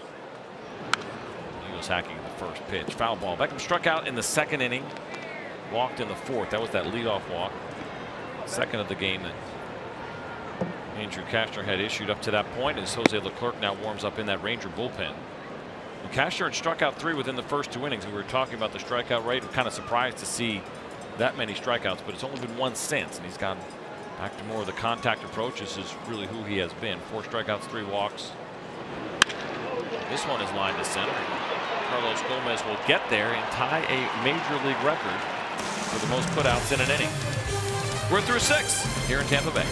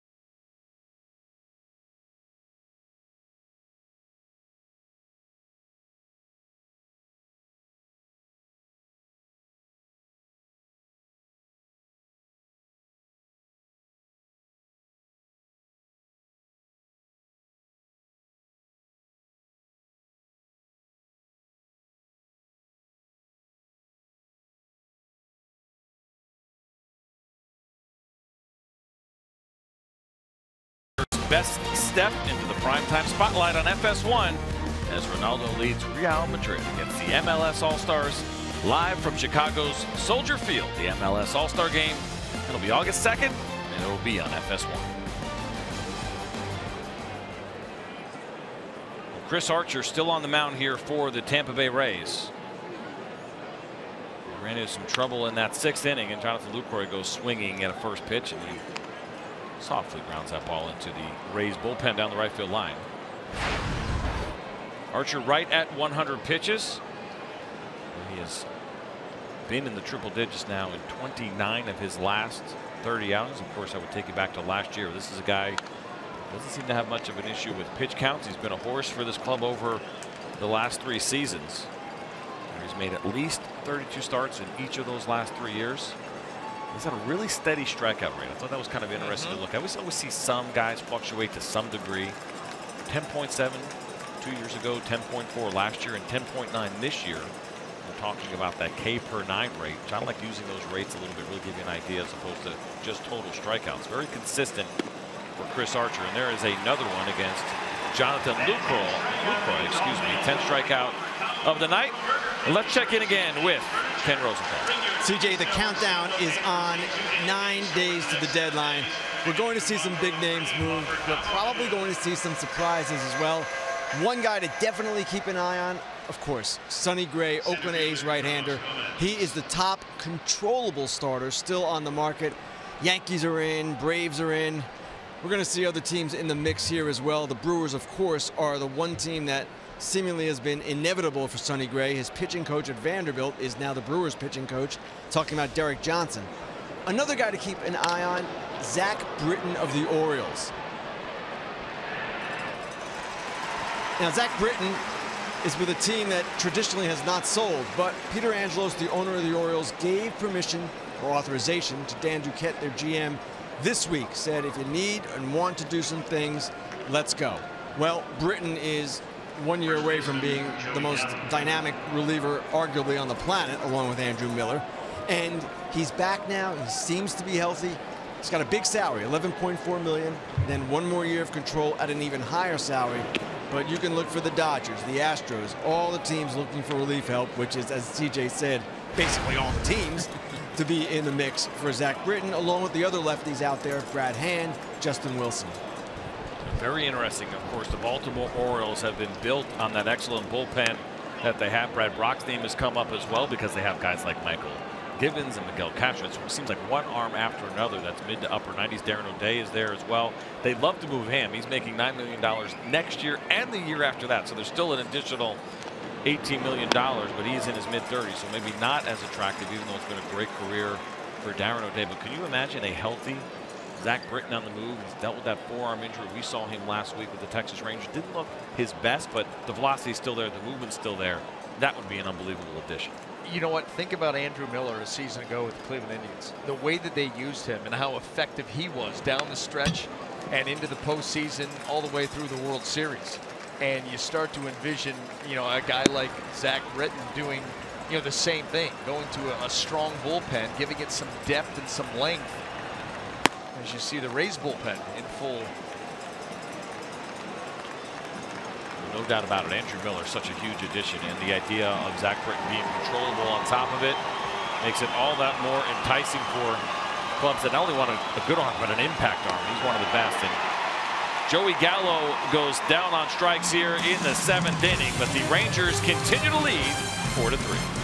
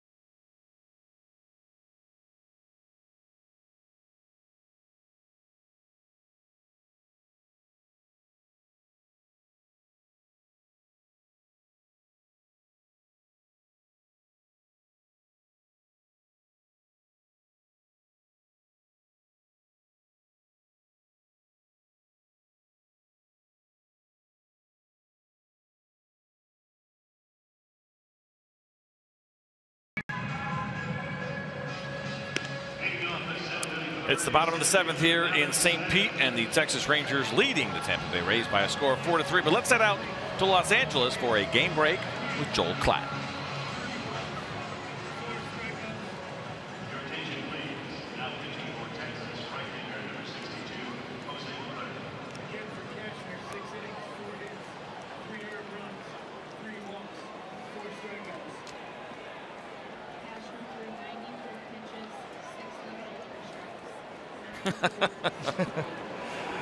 That's a good point. I think I'm a triple away from the cycle as well, as we're back here now in St. Petersburg, and Jose Leclerc has come on in relief of Andrew Cashner here in the bottom of the 7th. Showing good velocity on that fastball right there to start it out. 28th appearance, 2-2 record, 27 2/3 innings, big strikeout numbers, 42 of them, and that opponent average at 155, not too shabby either. Leclerc has really emerged as a go-to arm here for Jeff Bannister in that Texas Rangers bullpen. And that pitch right there that you just saw is the one that confuses just about everybody that watches Jose Leclerc, and looked like a slider, and it was a cut changeup. Jose Leclerc does not throw a slider, but you're going to see a pitch that comes out of his hand that looks exactly like a slider, and you're saying, no, that's a slider. I know what a slider looks like. And he does a very unique thing here, which there's a pitcher in the Rays who does the exact thing. You don't see it very often, but intentionally cuts his changeup.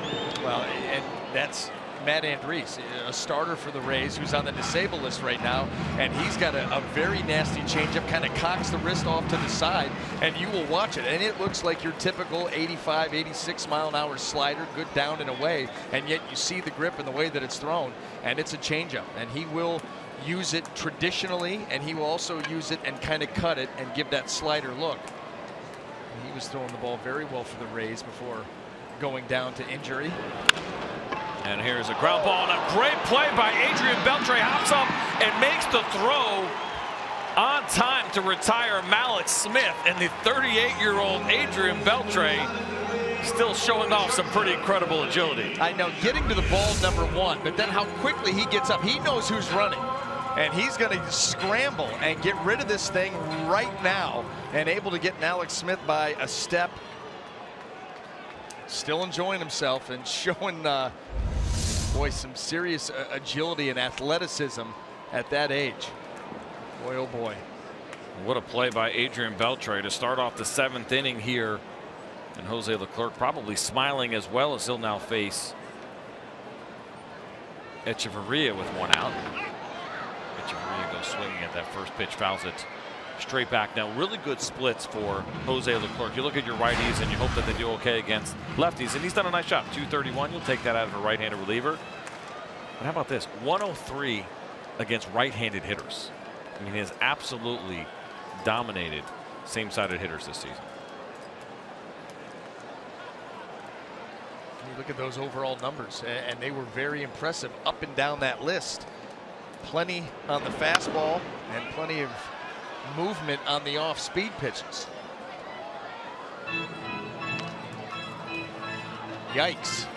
Good luck. He's done a nice job keeping the ball in the ballpark as well. Just 3 home runs allowed. I mentioned this was a guy who really was not on their radar to break camp with the team, had control issues the year before. The walks have creeped up on him a little bit this year, but he is throwing strikes. He has been dominant.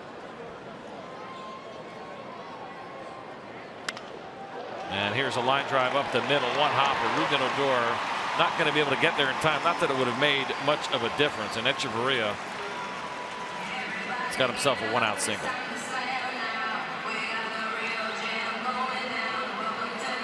All the big hits so far in the ball game for the Rays, and as you get later in the game, they all become big hits. Middle of the field, and Echeverria doing a great job on a nasty pitch down and away, not over swinging. You see him really not even finish that swing. Just kind of soft serves that ball into center field, and the Rays with a 1-out base run. Well, here comes Steven Souza now, who is 1 for 3 with a base hit. He had an RBI single. That was back in the 3rd inning, but this is his 3rd at bat. He's seen a grand total of 4 pitches so far. We'll see if he takes that same approach against Jose Leclerc. He has grounded into 6 double plays this season.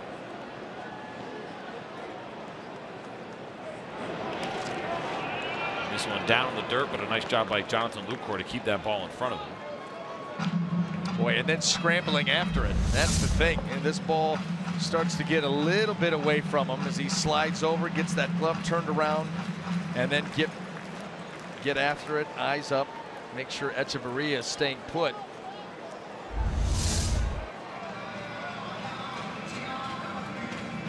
Now Doug Brocail, the pitching coach, out to talk to his young right-hander. Curious after just 1 pitch. What do you make of this one? Well, this is something that you see, coming out of the dugout. Doug Rocaille must see something here with Leclerc, and that's the only reason why you would do it. A soft single into center field, and then one pitch that was pulled just a little bit, usually not going to elicit a visit unless Doug Rocaille sees something from the bench and wants to immediately go out there and fix it. So an interesting visit there from Rocaille with his right-hander, and Jose Leclerc now back on the mound, ready to deliver to Souza.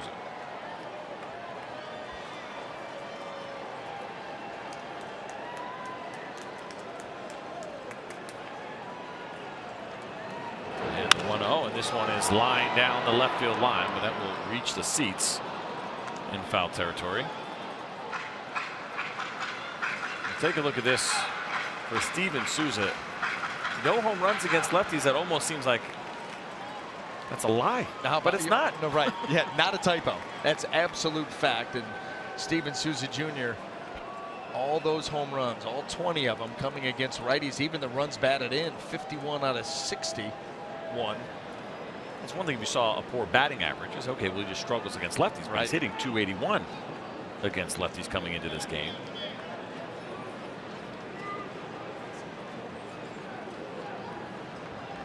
Echeverria, by the way, has not stolen a base this season. I'm not sure what to say. You can't pay attention to him,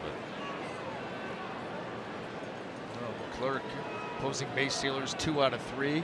He does have a pickoff.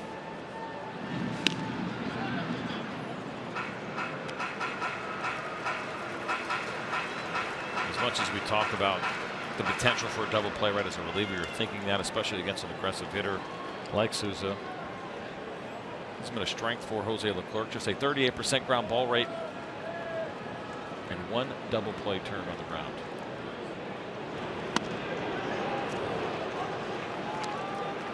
.96-mile-an-hour fastball just misses up and in. Count now 2-1 to Steven Souza.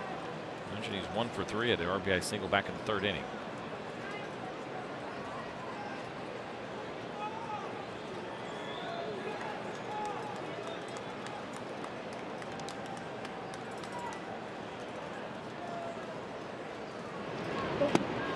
There's that changeup, swung on and missed, and you see the frustration immediately from Souza as that pitch finished well out of the strike zone. And of course, up here on the jumbotron in center field, you got to see a slider, and that pitch right there breaking down and away, and certainly sweeps it far enough. And Souza Jr., that bat not quite long enough.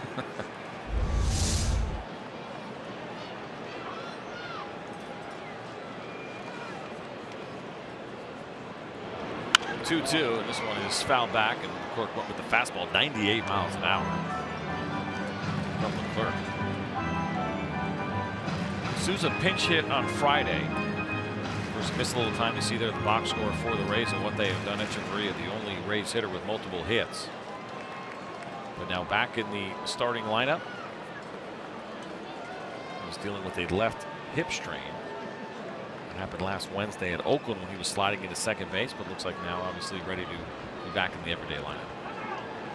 Yeah, the Rays fortunate with that one because he was sliding into second base, started the slide, where you normally would, and that right leg really acted as an anchor. And after the game, Souza Jr. was talking about the muddy conditions, how they really slowed the track down, and it kind of caught on him. That left leg got extended, and he came up limping. Another fastball. Now the count runs full for Leclerc. I mentioned that walks had been an issue for him last year. This year, it seemed like he had gotten that corrected, but he has now walked a hitter, or I should say now. But coming into tonight, he has walked a hitter in each of his last 5 games. So the command got away from him just a little bit here as of late. Well, and that's what you talk about, building the trust with your manager. In this case, Jeff Bannister. If you're going to be a late inning guy he counts on, you cannot be doing that. 3-2. There's a changeup grounded to Adrian Beltre. He goes to second for 1. Odor to first, and this throw gets away and bounces off the facing of the dugout. Lucroy picks it up, throws down to second, and Odor applies the tag, and Souza is out.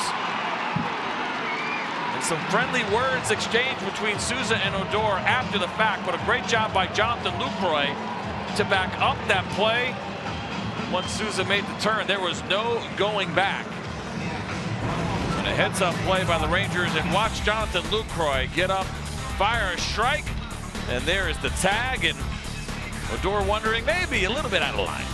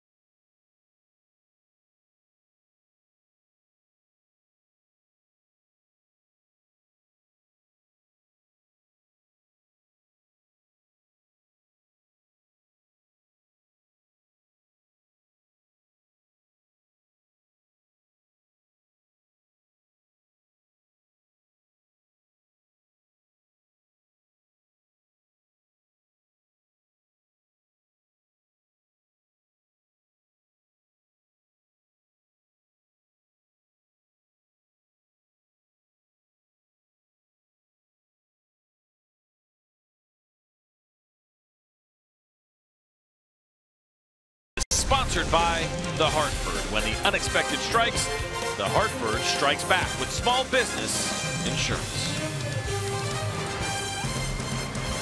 Welcome back to the Trop. Chris Archer is out. The Rays go to their bullpen, and Tommy Hunter is in. You see the numbers there. This will be the 33rd game for Tommy Hunter, who is currently riding a 9 consecutive scoreless inning streak. And he throws a first pitch breaking ball to Shin-Soo Choo. Well, this was in last night's game.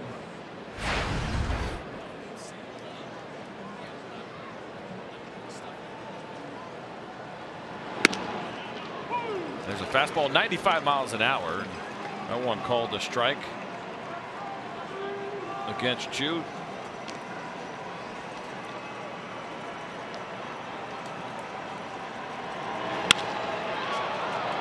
Line down the left field line that'll reach the seats. Hunter's done a very nice job against lefties. 171 batting average against this season. Righties 234. Let's take a look at this. Is last night. Steven Souza on a double play. That one looked a little bit late as he takes out Elvis Andrus, and then in the last inning you see this one here, and Rougned Odor took some exception to it. Now part of those slide rules is whether or not you change, of course, your path as Shin-Soo Choo goes down on strike. So I wonder, I look at that one, I'm not sure if he did change his path necessarily, but he went in hard. Well, he did go in hard, and I think maybe the reaction of Odor right there, I'm not sure if anything was even said. It was diffused rather quickly, but it might have been a reaction to last night, because that was the late in the game, or actually the bunt by Echeverria trying to get Souza Jr. to second base that got popped up, and all of a sudden the Rangers were able to turn that into a double play. Souza Jr. goes in hard on Andrus, and you wonder if there was any lingering effects there, because it was going in hard and it was going in a little bit late, especially from what we've seen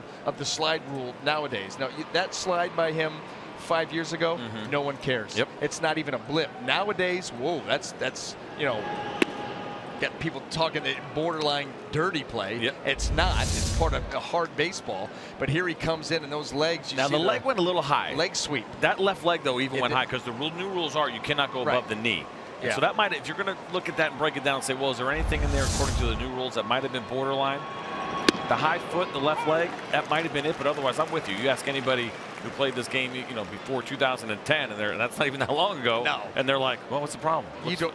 You know, I mean, why is that a big deal? And Steven Souza, big, strong guy, plays the game hard. Certainly nothing dirty about that slide. Might have been a little bit close as Elvis Andrus lifts one down the left field line. It is going to get down and one hop the wall. Andrus around first. Here comes a throw, but it is going to be cut off, and it is a double for Elvis Andrus with one out here, his 23rd of the season. And he continues to torment Rays pitching. We talked about the series that he had against him in Arlington. It's continued here. Big home run in this game. What is that, his 3rd hit of the night? Extra bases. Guess what? A triple short of the cycle. Joe Klatt will certainly appreciate that and may even have it in our next game break. But that was Andrus swinging a good bat. He was slumping a little bit here in July, but now all of a sudden this series swinging a very good bat. And update that to 14 for 23 for Elvis Andrus against the Tampa Bay Rays.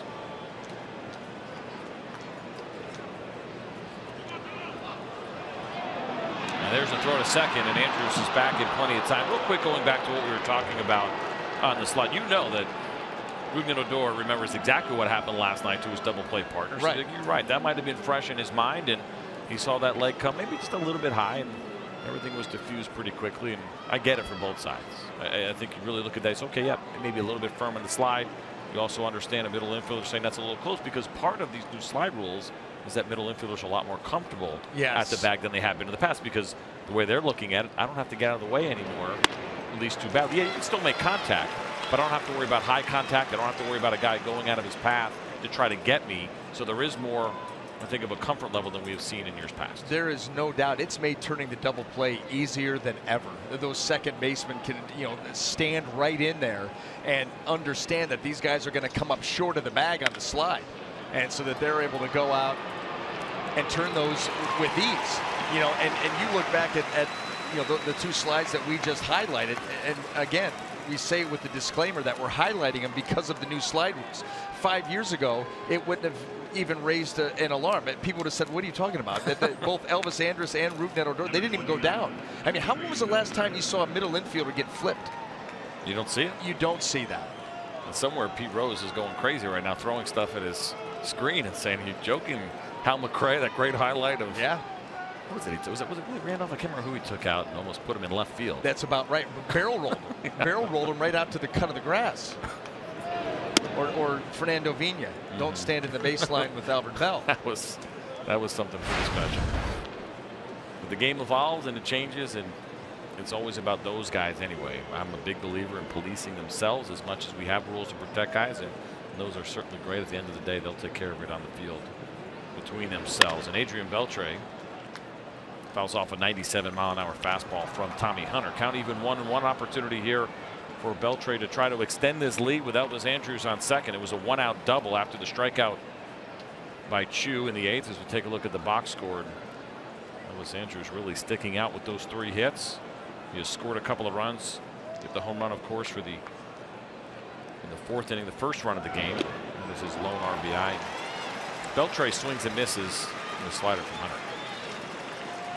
Now, Tommy Hunter, you know, still able to get that velocity up there in the 95, 97 range. He's got a good cutter off of that, and then the hard breaking ball. Keone Kela getting ready down there for the Rangers in the bullpen.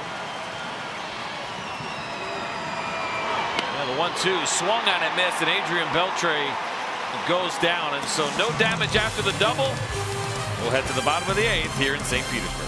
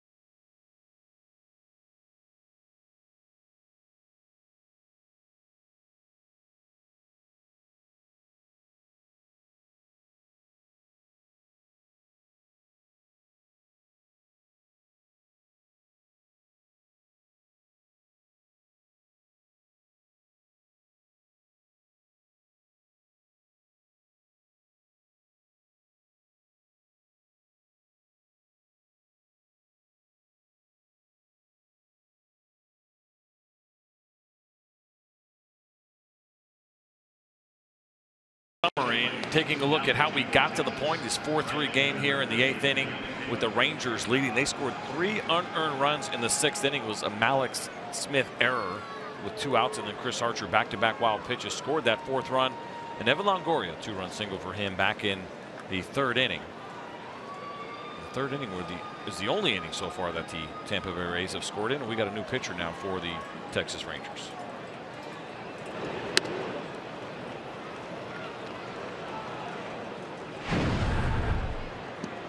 Kela on for the 31st time. ERA 2.64. Another big strikeout guy. 42 of them in 30 2/3 innings. That opponent average, how about that? 133. Power arm straight over the top. Thanks. You gotta get your attention. There's a 97-mile-an-hour fastball from Kela, who was just activated off the DL. That was yesterday. First time he's pitched since. Yeah, pretty loud. Kela was dealing with some right shoulder soreness.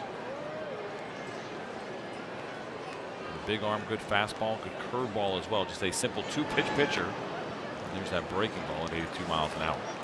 Well, and because of that arm angle of coming right over the top, when you spin that 4-seamer one direction, and then you come right over the top with that power curveball with the same spin in the other direction. And I'll tell you what, for a time, that ball out of the hand, it's tough to pick up the spin and realize what pitch it is, and that's why he's able to be so effective.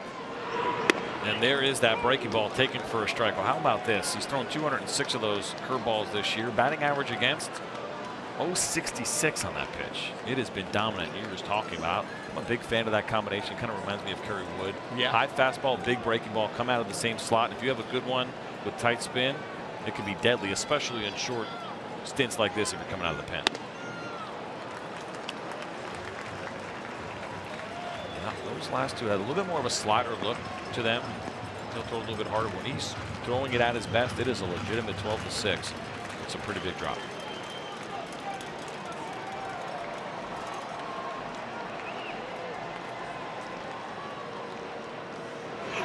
A full count pitch to Dickerson is swung on and missed, and 97 miles an hour from Keone Kela. And let's go ahead and go back out to Los Angeles for a game break with Joel Klatt.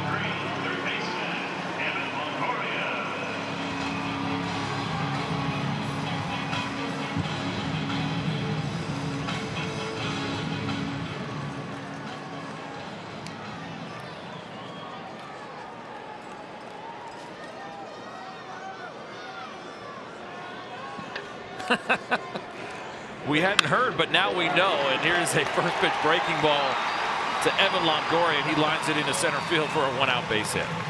There was a rumor circulating around the ballpark. Not sure we believed it, but now that Joel Klatt has confirmed it, get on board the train. How about another hit for the Rays? How about another hit up the middle? That's where they have done their best work of the night. It's been impressive to see. You talk about the home runs as much as it's become such a big part of the game, and the big swings that we've seen so far here tonight from the Tampa Bay Rays, staying in the middle of the field. With 1 out, Logan Morrison now will step in against Kela.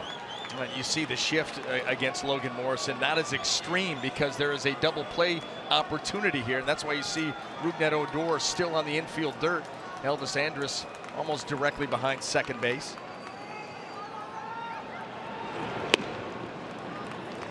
A lot of times nobody on base. Rougned Odor goes out into shallow right field, increases his range, allows him more lateral movement. But with the double play opportunity there, you're kind of playing straight up. Just a 1-run game here in the bottom of the 8th inning. Kela, first game back since being activated yesterday off the disabled list, as we mentioned. And misses with back-to-back breaking balls, and he's down the count 2-0. Now a dangerous count to be in. Logan Morrison, pretty good handle on the strike zone, and a pretty good idea of the pitches that he wants to look for in certain counts in certain areas. And you give a guy with his power, and you see what he's done on the season: 26 home runs, 61 driven in, a 2-0 count to work with. With basically a 2-pitch guy, you start to think about eliminating that breaking ball here and sitting dead red fastball. I believe so, especially after 2 breaking balls that just missed off the plate. Morrison having Tremendous year, 26 home runs on the season. And there is that 2-0 fastball. It is out of the zone, but Morrison could not hold up. And I got to believe that's part of eyes lighting up and getting geared up for a very hard fastball. There you go. Ball further up in the zone, closer to the eyes. It looks big. And he starts it, realizes not going to probably be able to get there, starts to hold up, and by then it was too late.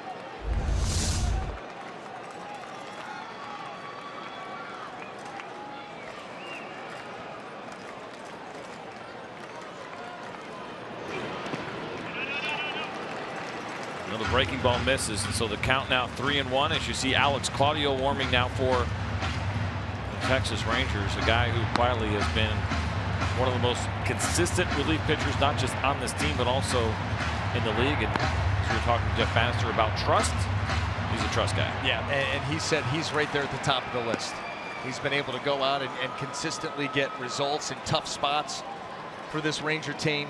Saw it last night in the game. Really have seen it on the road trip. He's got to win a couple of saves on this long trip the Rangers have been on.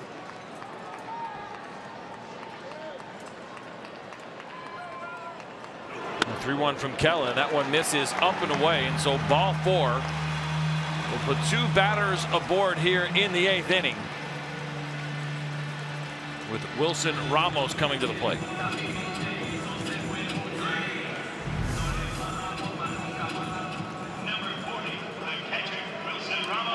Now the trainers will come out. It is Kevin Harmon and pitching coach Doug Brocail. They just want to check on Kella. Of course, I mentioned coming off the DL, right shoulder soreness. Certainly want to keep an eye on him. The breaking ball doesn't look exactly the way that Doug Brocail wants to see it. So they just want to make sure and play it safe, and the conversation ended pretty quickly. Yeah, always concerning when you see the trainer accompanying anybody out onto the field. But you're right, Kella put the concerns to rest right away. Said, I got this.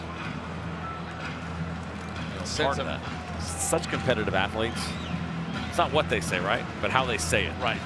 Right. And he was pretty convincing.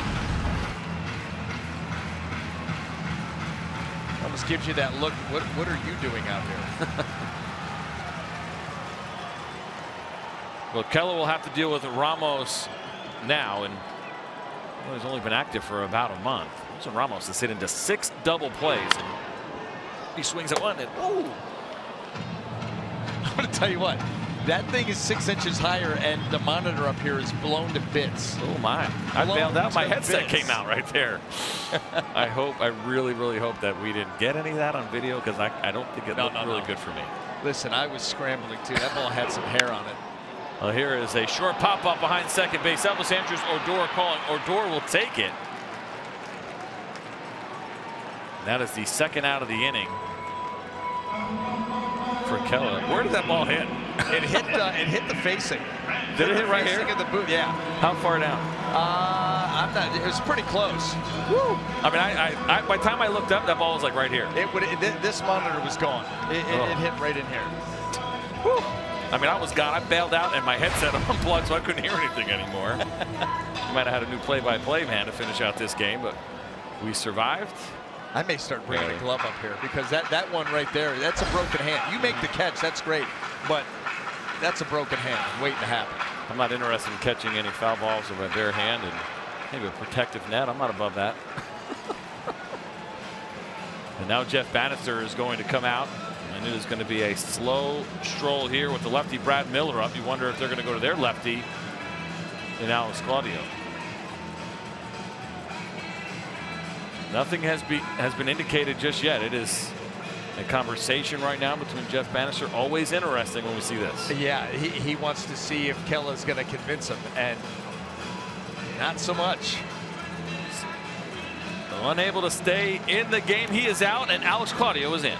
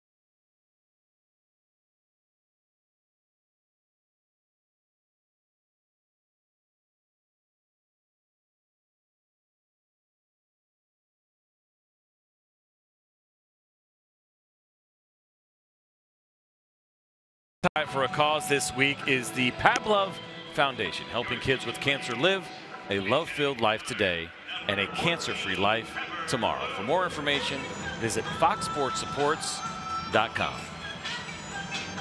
Well, I know what Ken's thinking right now. Joe Buck would have caught that ball. Maybe. I think I heard him say it. Well, Keonekala is out, and now Alex Claudio is in. Claudio on for the 45th time, and once again, the job that he's done, the trust that he has built in his manager brings him into this situation. The Rays make a change and bring Trevor Plouffe to the plate to pinch hit against the lefty Claudio at the extreme arm angle. Sidearm. There's a first pitch changeup from Alex Claudio. 131 against lefties, and so it does make sense that you go to the righty. 281 batting average against right-handed hitters, and you see it all the time. He does counter it, though, by that changeup right there at 71 miles an hour. 71 miles an hour to go along with that fastball that's going to be in that mid-80s, 86 range.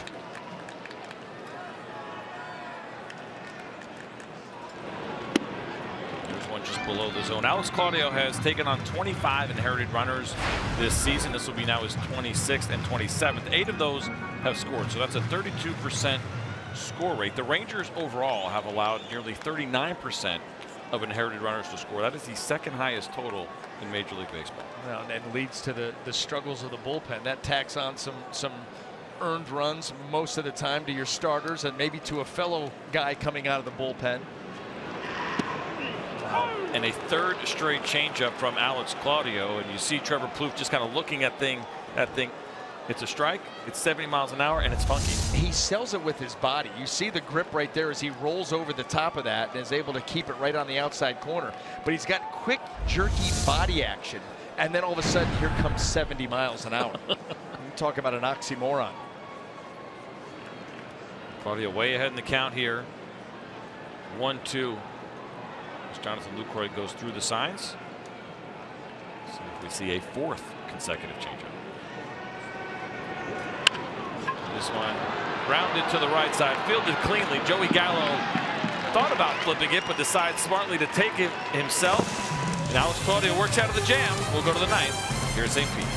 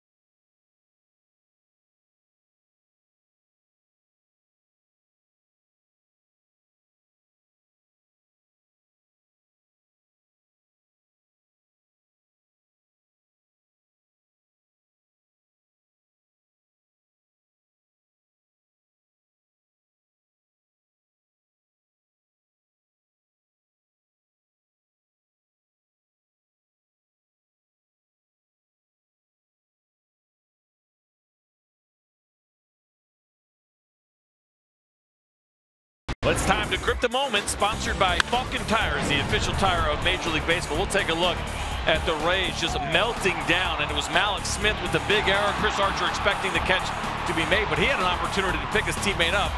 and he did not. Well, you had the runner on second base now with the 2 outs after the error, and there's wild pitch number 1 on a breaking ball, and then the fastball that was just yanked. It gets by Wilson Ramos. In comes Adrian Beltre, and that would give the Rangers the lead that they still hold right now at 4-3. So it was an ugly 6th inning for the Tampa Bay Rays. Those 3 runs all unearned. Now they'll go on to their next reliever in the bullpen, and it'll be Ramirez. Erasmo Ramirez has done a little bit of everything for this Tampa Bay Rays ball club. You see he's on for the 25th time, has made 8 starts, 4-3 record, ERA of 4.95. Napoli hits a ground ball to the left side. Echeverria fields cleanly over to first base. And Mike Napoli is retired. So an interesting thing here is you look at Erasmo Ramirez, and we just saw Alex Claudio. Check this out. Fewest pitches per innings pitched for relievers. There's 1 and 2. They're in this game right now. Don't waste any time. And you can understand, you know, Alex Claudio, he really puts you on edge with the arm angle and the stuff. The difference between the changeup and the fastball. Erasmo Ramirez, he attacks the zone. He tries to put you away 3 pitches or fewer. Doesn't mess around whatsoever. Pretty incredible to see. But that's a pretty lengthy lead. It's better than 1 pitch. Yeah. Is that 1 pitch? Is that a big deal? Well, over the course of the season, especially as a reliever, that is a pretty big deal. So both of these guys have been pretty efficient, but nobody more efficient than Alex Claudio, who would have a chance maybe to catch Dan Quisenberry, who has the all-time record of 12.4 pitches per inning. So we will see how this season finishes out, but incredibly efficient. Looks like he will stay in this game. He just needed 4 pitches to get through the 1 out. Trevor Plouffe through the door down on the count. 0-2, fouls 1 off. And what was it, 19 in the 19 ball game yesterday. last night in 2 innings. So he averaged what, 8.5 yesterday, or not, excuse me, 9.5 yesterday. His previous outings, and this was unbelievable. He had 3 straight outings where he threw an inning each in Kansas City, pitching every game of that series. 7, 8, and 8 pitches in 3 days. He went through 3 innings. And that few pitches as Rougned Odor chases a pitch out of the strike zone, and he is a quick second out here for Ramirez. Well, again, attacks the strike zone, 2 outs on 6 pitches. Here's a changeup by Ramirez, and a good one. Puts it in a good spot, great arm action, and takes advantage of the big aggressive swing by Odor. So efficiency, the name of the game. We just mentioned Ramirez second in Major League Baseball. 6 pitches to record just 2 outs. And Jonathan Lucroy looks at the fastball just off the plate at 94 miles an hour. Now they're both very efficient, but they both do it extremely differently. It's a 94-mile-an-hour fastball from Ramirez. Claudio will sit right around 87 miles an hour with his fastball. But their big go-to, the fastball, the changeup off of it, and that's where Erasmo Ramirez is very good too. A little bit more velocity, more traditional of an arm angle, but same idea. There's a little breaking ball, occasional slider. And Jonathan Lucroy 0 for 3 on the night, a couple of strikeouts. Rangers 7, 8, 9 hitters, and there's a ground ball back to Ramirez, and it'll be a very quick inning for him. Just 10 pitches to get through the ninth. We're going to go to the bottom of the 9th inning here at the Trop.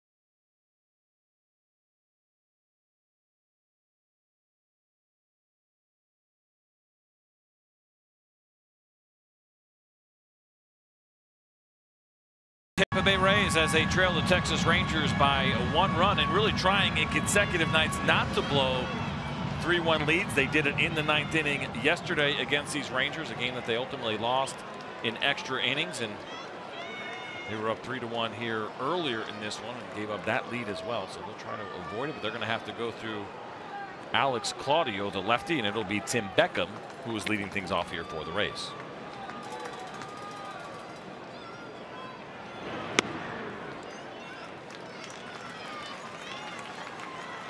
First pitch fastball missing, and looks like Peter Borges will pinch hit. Well, with Malik Smith due up, it makes a lot of sense. Get that right-handed bat.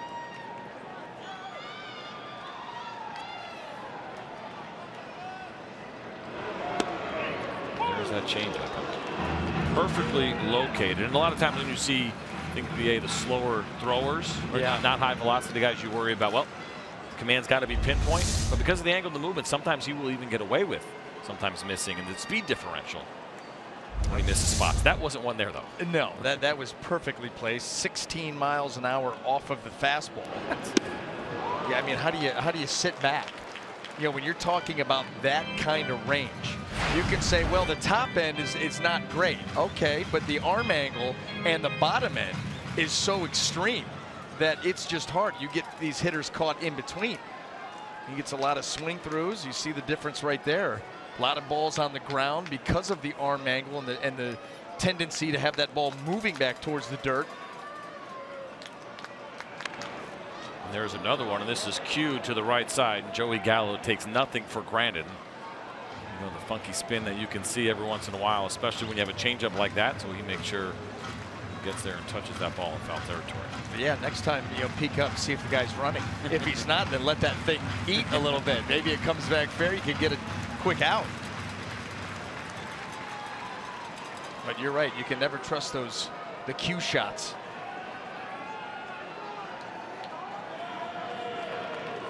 Claudio got the win in last night's game with 2 innings worth of work. He allowed just 1 hit, no strikeouts, no walks. He's trying to close this one out and get himself a save. This will be the first time that he would record a 4-out save, and he has been thrown, I'm not going to say into that closer role. Jeff Bannister has not named a closer. He talks about just trusted arms. There are some good arms in that Texas Rangers bullpen. They've had some issues, and we've run through it at the back end of the bullpen, but the arms are there. So in the meantime, for now, they will try to play some matchups, but also the trust factor is a big one.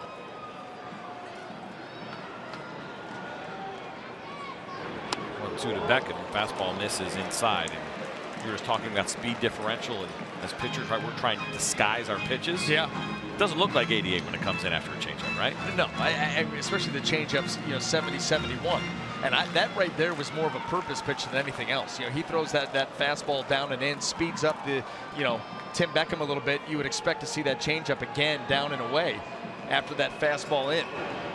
Good call. There it is, and it is hit right at Adrian Beltre. Fields it cleanly. Perfect throw to Joey Gallo, and Tim Beckham is retired. Well, let's go out to Los Angeles one last time to talk to Joel Klatt. He's got a game break for us. Number 18, Peter Borges.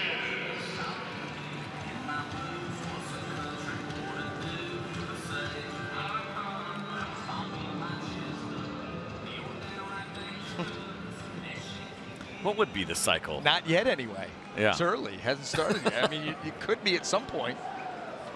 Keep my eye on that. I am so soccer ignorant. I couldn't even come up with an idea of what the cycle would be in a soccer match. Well, a cycle kick. Those are fun to watch. Yeah. We've all seen those. Well, we mentioned that Peter Borges was on deck. He was, and now he will pinch hit here for Malik Smith. And there are the numbers through 56 games for Borges.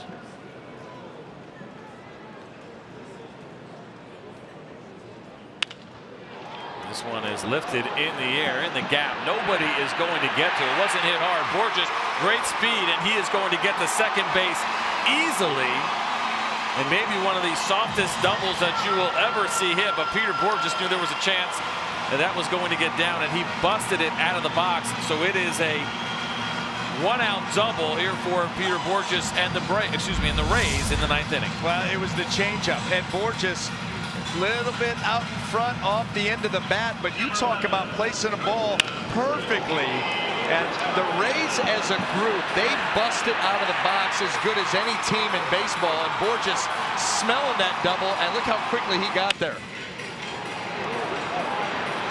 Peter Borges can run, and he turns it on, gets into second with ease. And the Rays now with one out and some trouble here for the Texas closer, at least for tonight. How about this? As soft as that ball was hit, that is the first extra base hit for the Tampa Bay Rays tonight. And Alex Claudio, as we talk about him and dig into what he does as a pitcher and that great changeup, it's a lot of soft contact, right? He's not a huge strikeout pitcher, under 6 strikeouts per 9.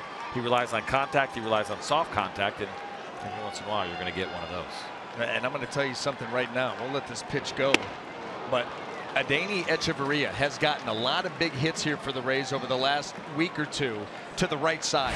And right now with Rougned Odor way up the middle. Now certainly Joey Gallo's off the line over at first base, but Echeverria has shot the ball in some big spots for the Rays that way. Keep your eye on that right here. Well, there's the 0-1, and there's the changeup.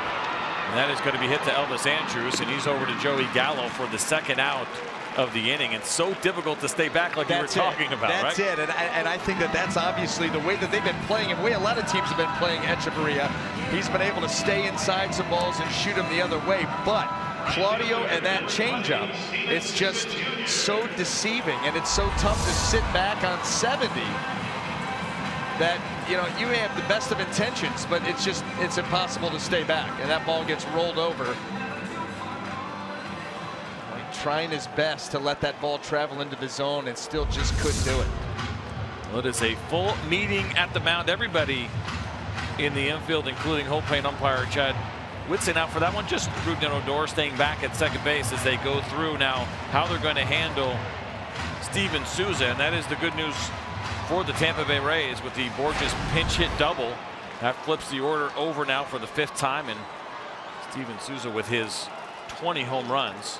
Would you even have a shot at it? Would you even have a thought of putting him on to face Corey Dickerson? Whew. I don't know. That's a tough one. You think about the numbers and left-handed numbers for Alex Claudio. The flip side of that, Dickerson's hitting .327 against lefties this year. You're right. There's no doubt about it. It would be a tough call. Not a traditional lefty out there, though. And I wonder if he's even tempted to make that call. I think I go with a steady diet of changeups right here to Steven Souza, an aggressive big hitter with a lot of power, good hitter. And even though Alex Claudio has better numbers against lefties, you'll see this from the side, that changeup. And it's always tough, the winning run, to give him a base. Tempting fate. No doubt. So things getting interesting here in the bottom of the 9th inning. The potential tying run on second base. There's another changeup. And Souza's able to lay out that one, so the count now even 1-1.